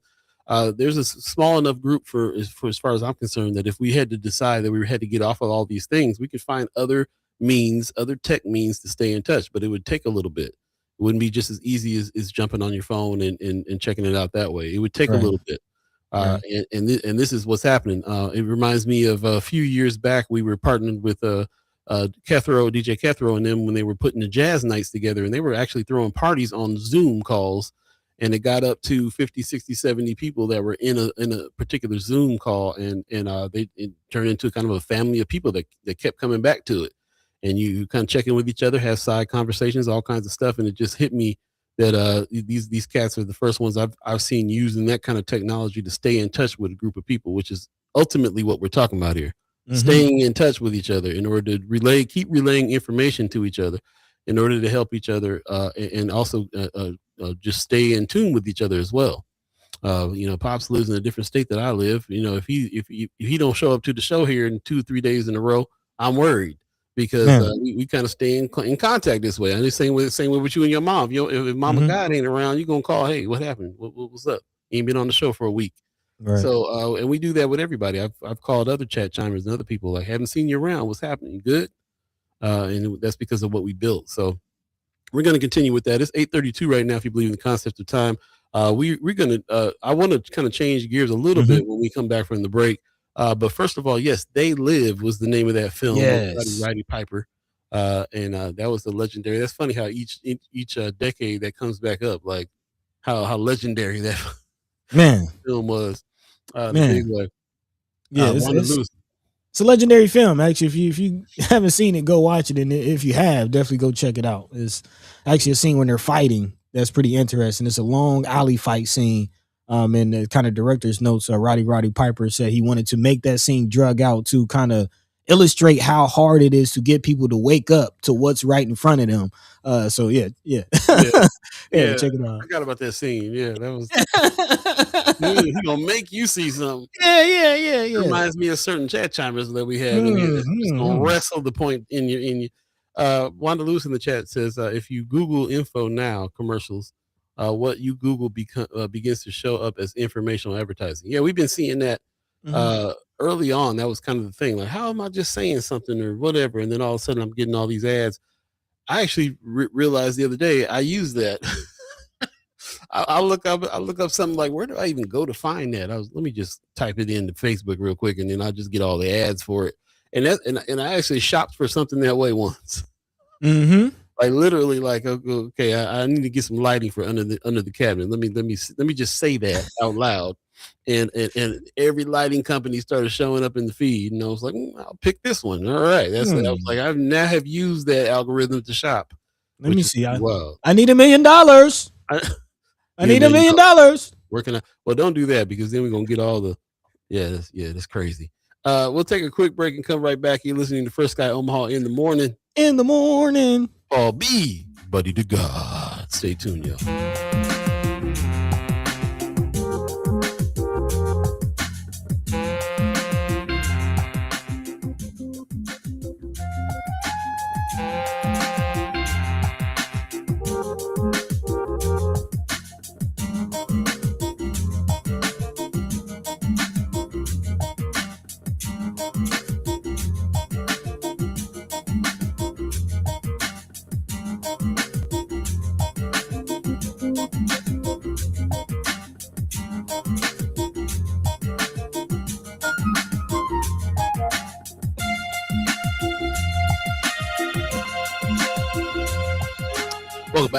Welcome back.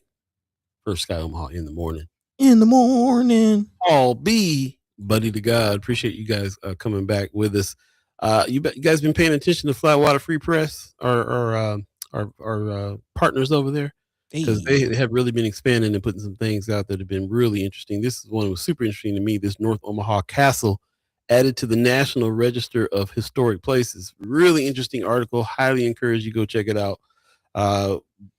We talked about this morning, buddy. Knew people that lived in this mug. I'm just like, it's kind of a North Omaha kind of legendary spot. There's some apartments in a couple of the floors upstairs, but this was talking to the owner, the brother who owns this, and all the stuff that he had to go through. Wesley Dacus is his name, and he all the stuff he had to go through to get this on the National Registry and so on, and just kind of the history behind it.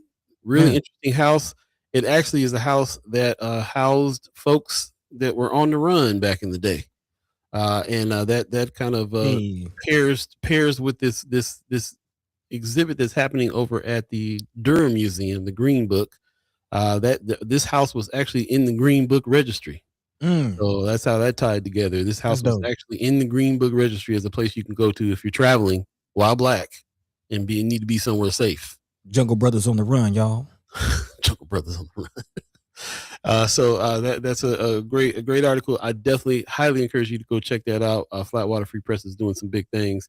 Also check out some of the articles that we are posting on Friends of First Guy Omaha by Leo Adam Bigga, who has created a huge body of work about North Omaha. And also, we got to give a shout out to the North Omaha history person as well, who's been doing a lot. So there's a lot of information out there, man, especially about North Omaha. You'll be surprised about how many the history and the things that are going on with North Omaha in a big way coming up, because you never know. Jewels and gems are just sitting right around the corner that you have no idea it is a part of history. So also one more thought about that Green Book. A couple years ago, we reported that the Green Book was firing back up because of the current administration and things that were happening. There was places that they were now saying you shouldn't go. I remember it was Missouri was one of them that was close to here, and that was one of the ones that was you were getting warned. Don't be there. Don't go there. Don't travel while black there, especially at night. Man. And so they started firing up a version of the Green Book again. And I think say again, sundown towns and all that. So interesting stuff. I definitely highly encourage you to check that out. Very entertaining at the least. But shout out to everybody who is over at Flatwater Free Press doing the thing, because they're really doing the thing, and I'm loving what they got going on now. So revisit that if you have not. Man, most definitely. Also, shout out to Marcy Yates, man. I wanted to do this first hour, but I didn't get a chance to do it yet. But Marcy Yates has just released an album and is in this magazine. Man, I lost the link to the magazine. He just released an album, and he's been featured in the magazine article here. Where'd it go? See there? See how I was all ready for it too and lost it. Man. Yeah, I'll find it. Pretty heavy hitter magazine though, because he's gaining some real attention. Hits Daily Double. Hits. Thank you. That's one of those ones that is on par with Billboard and all these other magazines. I was very happy to see him in there, and doing the thing. So yeah, it's right on time. He's got some new music out. I highly encourage you to go check that out. And yeah, definitely get busy. Midtopia drops Marcy Yates 4:14 right on time. That's what's up. Appreciate that. Looking at giving somebody some flowers while they're doing the work, while they're out here in the business, holding it down for Omaha in a big way. Man, shout out to him. Also, just to reiterate, we did this in the first hour, but definitely check out Swing Left Nebraska, Unpacking the Unicameral. It's very important that we check out this podcast that is another explainer about how things go, how these laws work. It may not be very political, but you got to understand that there's local politics that are going on and laws being made all the time that affect us personally, us, our kids, everybody around us. And there's fights that are going on all the time. We're in session now. We will get some updates about this when we talk to Senator Ashley Spivey and Senator Terrell McKinney next week for the Senator Cipher and get some updates here. Also, Senator Michaela Cavanaugh will be talking to. We want to have Senator Margo Juarez back on as well. She's been sending us a lot of info lately. So we'll be talking to a lot of different senators. And if you have senators, if you live in the area and you know who your senator is, you want us to talk to them, let us know. We'll reach out and we'll definitely be talking about it. So there you go. Wanda Lewis in the chat says, remember when we were discussing the bed bug issues at the towers? She says, I became tired of the infomercials, bed bugs, the same with meds, etc. How you try searching for government info and you might find difficulty in your search. Oh yeah. I did get a lot of, we this is our job. So we researching and looking at stuff all over. My algorithm for Google is crazy. All jacked up. It's all messed up. It's all messed up. Yeah. So there it is. Pop says, yes, they are listening to us too, not just text. Yeah, for sure. Yeah. Oh yeah. They live. Somebody reminded me about email. We talk a lot about email, and we talk about the weekly wrap that we put out. We can speak a little bit more freely by just firing up the email, but those emails are sitting on servers, Google servers as well. When it's all said and done, there's not really any place that any all digital information is sitting on one of the Broligarchs servers somewhere in the country or outside the country. And that's just the reality of the situation. That's what we're in. That's what I mean. We're 2-3 generations in of depending on emails, feeling like emails are private, sending private messages to each other. Think about all the nudes been sent over the past like 10 years. Sitting on servers. This is why the older folks are telling the younger folks don't be sending them nudes and all that, because they just are sitting on servers somewhere, able to be accessed anytime. I mean, it seems like every month there's a report of Apple Cloud being hacked and celebrities' pictures and text messages being leaked and all that stuff. And whether that's an internal or external hack is another question, because there's money out there for that stuff, and as long as there's money out there, there's gonna be people trying to make money off of it. So right.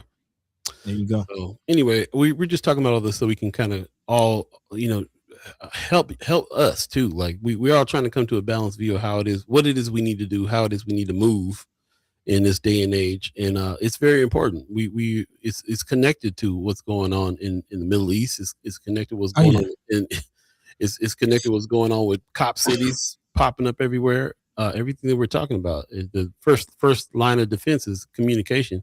If they control that, you're in trouble. Man. So with that said, in this last 15 or so minutes of the show, I do want to wrap up our thoughts, wrap up the conversation with that. And respond, you just said a lot in the last kind of 10 or so minutes, and I wanted to respond to a few things. One being Martin Luther King Jr.'s birthday. You had mentioned Omaha history. Adam Fletcher Sass is actually the article that he wrote, posted on Facebook. I might share it on Friends of. That talks about just Omaha history and Martin Luther King. He actually came to Omaha. I believe the date was June 10th, 1958. He actually spoke at Salem Baptist. I believe the marker on the deuce right there on 24th and Lake, again, the Martin Luther King Jr. corner, kind of talks about that. Again, the history of Martin Luther King Jr. coming to Omaha and speaking at Salem. And I believe actually I've heard stories. I got to find pictures and talk to some family members, but I've actually heard stories of Martin Luther King sitting at dinner with some family members of mine as well. I believe there's a photo floating around in a family book somewhere, so I have to find that. But just wanted to throw that history out there, and as you mentioned, big shout out to Omaha History and Adam Fletcher Sass, who's behind that. But again, as we wrap up this conversation today, I wanted to build on what you said as far as everything being connected, and what we need to do about it. I'm glad you brought up the Green Book, because that Green Book is, man, learning from the past. That's one of the best things that we can do. And for those of you who aren't familiar with the Green Book, I wonder what the intention behind the Durham Museum bringing this, in the timeliness that they're bringing it back with this exhibit. And because all of this is connected. Again, if you don't know the DNA of ICE, what's going on with ICE, we talked about that a lot today. We hear a lot of people compare ICE to Gestapo, compare ICE to what the Nazis did, and the SS and that energy. But if you continue to follow the thread backwards, you'll learn that the Nuremberg laws, which again was the legal basis behind Nazi Germany, was built based on Jim Crow, the Jim Crow South. So we're not dealing with Nazism. We're dealing with American racism. That's good old American racism. So what it is what it's always been. And Nazism is just American racism with the European style. It's electric racism. So electric, I like that. You like that one? You like that one? Electric racism. Yeah. So going back to the Green Book of it all, because again, the connection, and not just actually making another connection, not just to the ICE Nazism that we're seeing, but the surveillance that we've talked about. You had mentioned the Middle East.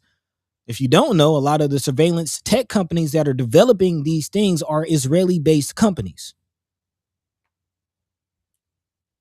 So again, are you starting to see the thread? What we're dealing with is Jim Crow, good old American racism, globally remixed. That's all we're dealing with. That's all we're dealing with. That's all we've ever been dealing with. So again, to your point, Paul, about the narrative, keeping the narrative where it is, not letting all this new shiny technology and all of these new terms and all of this stuff distract us from the same beast we've been dealing with since the beginning. That's all this is. It's a continuation of colonialism and imperialism that uses racism to further its end. The Green Book of it all, again, learning from the past, as I mentioned, and if you have the opportunity, if you have the time, please go check out that Green Book exhibit, because again, the Green Book was the Bible for Black travel during Jim Crow era, the very era where the Nazi Germany studied to build their system. The Green Book was our Bible to survive that. And yes, we're going to need another one. But can we do it on the internet? How can we go about it? So again, as we wrap up this last 13 or so minutes, we've been pushing and painting and talking about what we're going to do on our end as a community, as a platform, as a company. And it's going off the internet. We're going to, or not necessarily off the internet, but we're going off the social medias. We're going to develop our own platform and inviting all of you, a community, for us to continue doing what it is that we're doing, because the time is now. Word. Shout out to people that are doing things like Adam Fletcher Sass, Wanda Lewis. I was talking about him. Where does she say that? She says at the top. Was it at the top there? Remember when we were discussing? Oh, that was bed bugs. She says Adam is originally from Canada and has recently moved back due to a lot of issues going on in Omaha as well as the U.S. He shared fears of deportation of his own, considered reaching out to him to be on First Sky. Oh, we're absolutely in conversation with him for sure. On all of that, yeah. And we've had him on the show before too, and yeah, he's one of the ones that really bringing out the history in a big way, and that's really interesting. That part of his story where he's writing books about North Omaha history, but feeling like he needs to leave the country because of what's happening in a big way. That's craziness. We appreciate that. Marlon Harrison says Nazi Germany learned from America Jim Crow and what America did to Native Americans and Black folks. Yep. What they did to Black people, especially, is what they got. One of the books that the BAA started their book club on was the Willie Lynch letter, and that's a lot of where the Nazis got their ideas as well. Also, Mama God says MLK ate with at the home of Grandma Ivory, your dad's paternal grandmother. What's up? So there you go. There you go. Mama God confirming the family story. Love that. Love that. RG says, wonder if my folks were up here when that happened. Around that time, they moved from Tennessee up here to Omaha. Good question. But anyway, I really love that you're tying this in about, especially the green book. This is, we've always, and this is why I always is real funny when I'm talking to white folks, especially. I'm just like, check in with your black friends. We've been dealing with this stuff so long. We done came up with all kinds of different things. The green book being one of them. We ain't new to this. One of the things.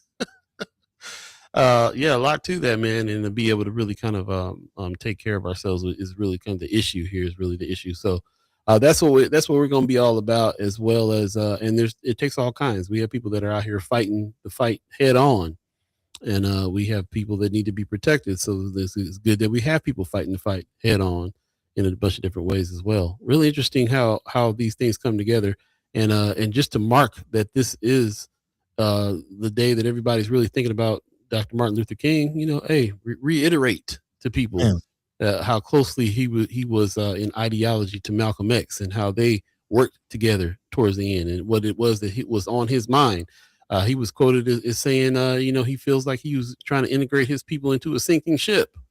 Burning house. We were in a burning house. We were moving in. He was moving in this direction to figure out doing just like, to me, it was like just like us. Like he spent like 4 years marching, speaking, and trying to get everybody to hold hands, and then it moved to this. Well, what is the real problem? Well, the real problem is this. Well, what is the real problem? And it's like everybody gets down to it's all about classism and capitalism and economic power and unjust wars and everything else. And what's changed? Nothing.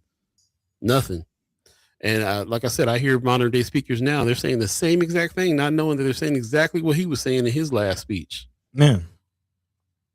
About what there is to do. So got to be some things here. We're also living in a different time. We got to remember that too. What's going on in Africa is unprecedented. Lots of things happening there where the colonizers are getting kicked out of certain places. Man. A lot of I know more people now back in the 80s. If you said, why don't you go back to Africa? Nobody was trying to do that. Don't be associating me with Africa. That's how the attitude was 70s, 80s. That's changed up in a huge way. I know so many people that have moved to Ghana and moved to these other places, and they're like, hey, we're gonna get back here and just do this. There's a lot of things to consider with everything that we're talking about as well. How to do things here, how to fight here, where else to go. Who were allies now that weren't before?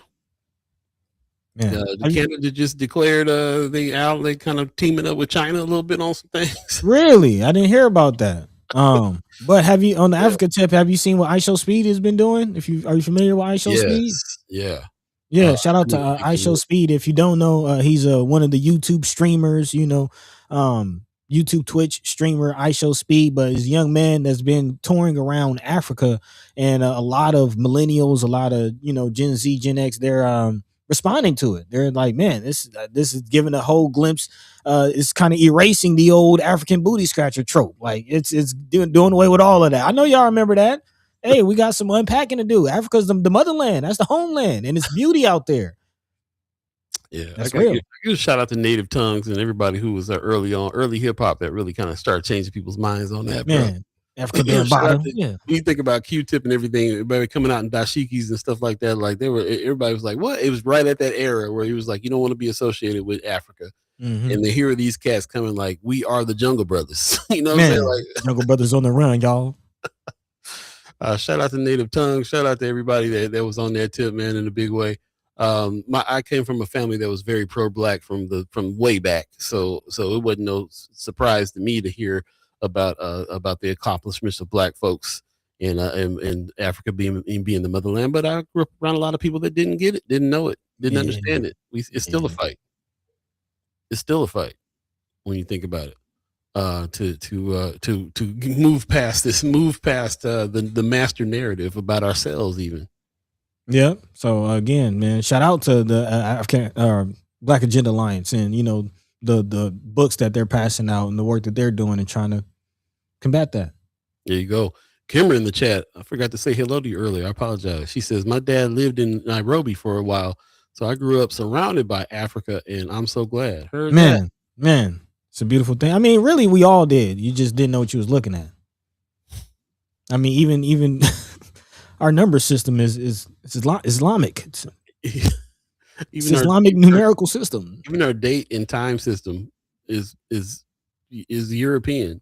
We're not even right. That's why I say if you believe in the concept of time, we're not even on the right date in the right hour of the day. Yeah, man. This is master narrative. That's why this whole exercise is combating the narrative. There you go.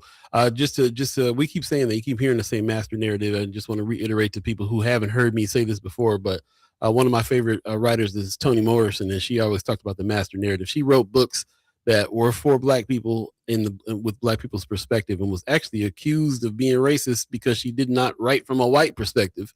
And she was open about the fact that she did not. There's a master narrative here.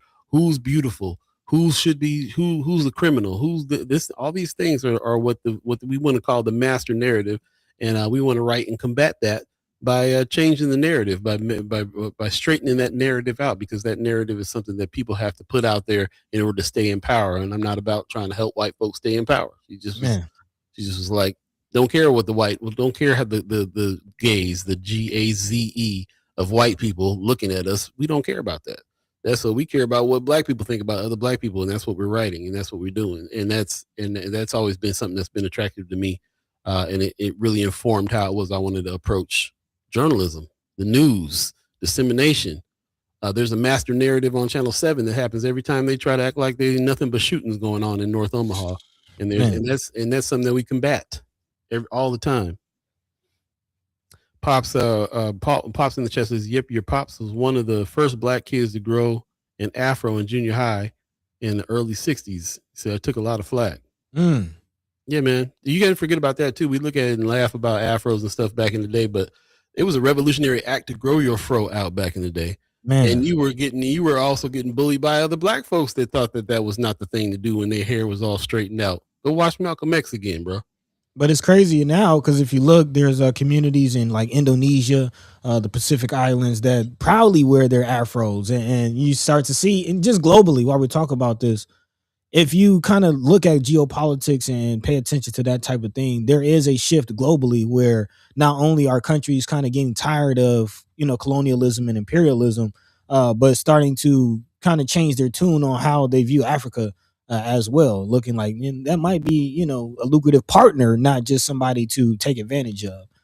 So this is not just, within us. Like global colonialism, white supremacy has played a role on not just American society, but all of us. And the world is coming out of it. We're about to get out of here, but I do want to give a little bit more love to the people in the chat. Marlon Harrison is saying, I Show Speed Africa tour is split on social media. A lot of people feel like if you still believe the African stereotype in 2026, then you need to go outside and touch grass, go outside and kick rocks. Man. Mama God says, how do you want to come to a land, take it from indigenous folks with no improvements to their lives, then take that warped ideology to colonize all over the world since inception and still lie about being great? Also, RG says, hey y'all, before this show is up, Stacey McLean Honeycutt is hosting the North Omaha Book Club on February 1st at Essential Gathering Place with a Zoom option. Word.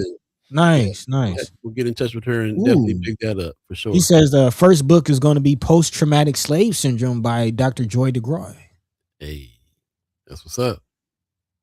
Love it. Right on. Appreciate that. Pop says, hey, the original people of the Philippines were called Negritos, and to this day, they still proudly wear their natural hairstyles also in Fiji. Yep. Come on, man. Seen that all around, bro. Listen, I lived in Hawaii for 9 years, and the South Pacific Islanders around there are trying to be are understanding and loving Black folks, and to the point where they are preferred than other folks. It's not even trying to. It's just recognizing the heritage, man. We all come on, man. You know where the motherland is the motherland for a reason. Let's just call it what it is. That's really real. Really real. Stay tuned. We have a special guest coming in on Wednesday, and then we'll be speaking with the mayor on Friday. That's what's going on this week. It is Monday, so we like to talk a little bit about setting some of those intentions. Again, we have a new format that's happening here where we are going to be disseminating and talking about the news in the first hour, but then we really kind of get into the deep dive discussion the second hour, the free form discussion that we have. So I appreciate you guys sticking around for that and adding to that discussion. This is how we are able to get together on ideas and also generate new ones, and also do a little bit of organizing as well. We have to kind of talk about what we're going to do. So those things are coming up. There's some bills that are out there. I highly encourage you to check out Senator Terrell McKinney's page where he's talking about the bills that he has introduced. We'll be speaking. This is the year of the midterm. So we have to address that there's some people in some seats that we want to get out of those seats. Specifically the 6 to dismiss. Shout out to Precious McKesson. And we'll be talking to a lot of the folks that are going for those seats coming up as well, so we can make some informed decisions about what we're going to do there. And then, as you can see, we're going to have some evergreen conversation about how it is that we're going to continue to communicate when the landscape shifts in the way that it's already doing that. One of the ways is that we have to go ahead and club. I call it club up. Come from motorcycle club culture out in California. Club up, and we'll have to we'll get a membership situation that is coming soon that you can join and be a part of these things and move with us to what we're trying to do. Move to our own platform. We've been working on that. We're going to continue to work on that, and pretty soon we'll do that. Man, buddy, the stuff I went down the rabbit hole on yesterday. Man, the server might have to be at the office instead of on the cloud at all. Can't wait to hear it. We'll definitely be talking about it. Pop says, great show. See you Wednesday. Appreciate that. Hey, rad girl Beeee. What's going on, Beeee? She says, happy MLK Day. Appreciate you. Yes. Christy Nora in the house. She says, call your senator about the AD waiver. Yep. Go check that out on Friends of First Sky Omaha. There's some information on that as well. Maybe we can talk a little bit about that on Wednesday too. I appreciate you bringing that back up. Too. Yep. I appreciate all Mama Guy says Middle Nation American Panic. What's that? Yeah, let us know. Is that a book? What is that? I like the sentiment. Let us know what's happening. Appreciate it, man, buddy. You got any words for the people? Man, I appreciate y'all. And just this helps me to kind of decompress and get my thoughts out, and also just get to the bottom of what's going on and more so what to do about it. Remember, the teamwork makes the dream work. We all we got, but that's enough. That's enough to do what we have to do, man. So we appreciate you. We love you. We thank you, more importantly, for coming through and joining this conversation with us every Monday, Wednesday, and Friday, right here on First Sky Omaha in the morning, Paul. In the morning. Hey. Again, catch us next time. In the meantime, between time, take care of yourselves. Paul, take it away. Right on. Don't forget, MLK was about that business. He said, we coming to get our check. It's going down. Also, Malcolm X says we are not outnumbered. We are out organized. Let's get it together. Give me my money. Let's get it together. And if you feeling down, mija, if a tortilla can rise, so can you. Give me my money. Shout out to the Omaha Tribe elders for allowing us to be on this land and speak while we're here. Shout out to our elders allowing us to speak before you. Shout out to you, the chat chimers, allowing us to speak with you. We appreciate all your contributions. We appreciate everybody that tells a friend as well. I see a lot of people that are spreading the word. That we're back on air. We're back live Monday, Wednesday, Friday from 7 to 9 a.m. and back into the discussions, and not just the discussions on what's going on, how we feel about it, but what we can do about it in a big way. Shout out to everybody that reached out to me about wanting to help with our resources page. We will definitely be hitting you up in the next couple of weeks to continue that. I got to figure out a way to do some we get so many jobs that come in all the time now. We're starting to be the source for everybody who wants to put their jobs out there. They put it on Indeed, and then they put it on Friends of. So that's what's up. Need a jobby job. Need a jobby job. Come on through. We're gonna figure out how to put that on the resources page as well. And then we want to keep up with you guys on that. If you've used any of the resources that we're putting on the page, we want to hear from you. Sign up for the weekly wrap. Look out for some of the surveys that we're going to be putting out. We definitely need to get more active, and we want to hear from you more as well. On top of us talking about the news and things like that, we want to talk about what you think is news. and what's important to you. So that's what we'll do. We'll continue to do that. We will see you on Wednesday. Again, highly anticipated speaking with the mayor on the show on Friday. So tell a friend about that, spread the word, and we will catch up with you very soon. Stay warm. Keep the heat on, like they say in Minneapolis. It's cold outside in a big way. Brr. Check on your loved ones. Trickle the water or whatever you're supposed to do so your pipes don't burst. Do all the things, man. It's going down. We appreciate you guys. Take a look out. Let us know what's happening on Friends of First Sky Omaha, and we will catch up with you on Wednesday. Peace. By the way, Vanglorious, this is protected by the Red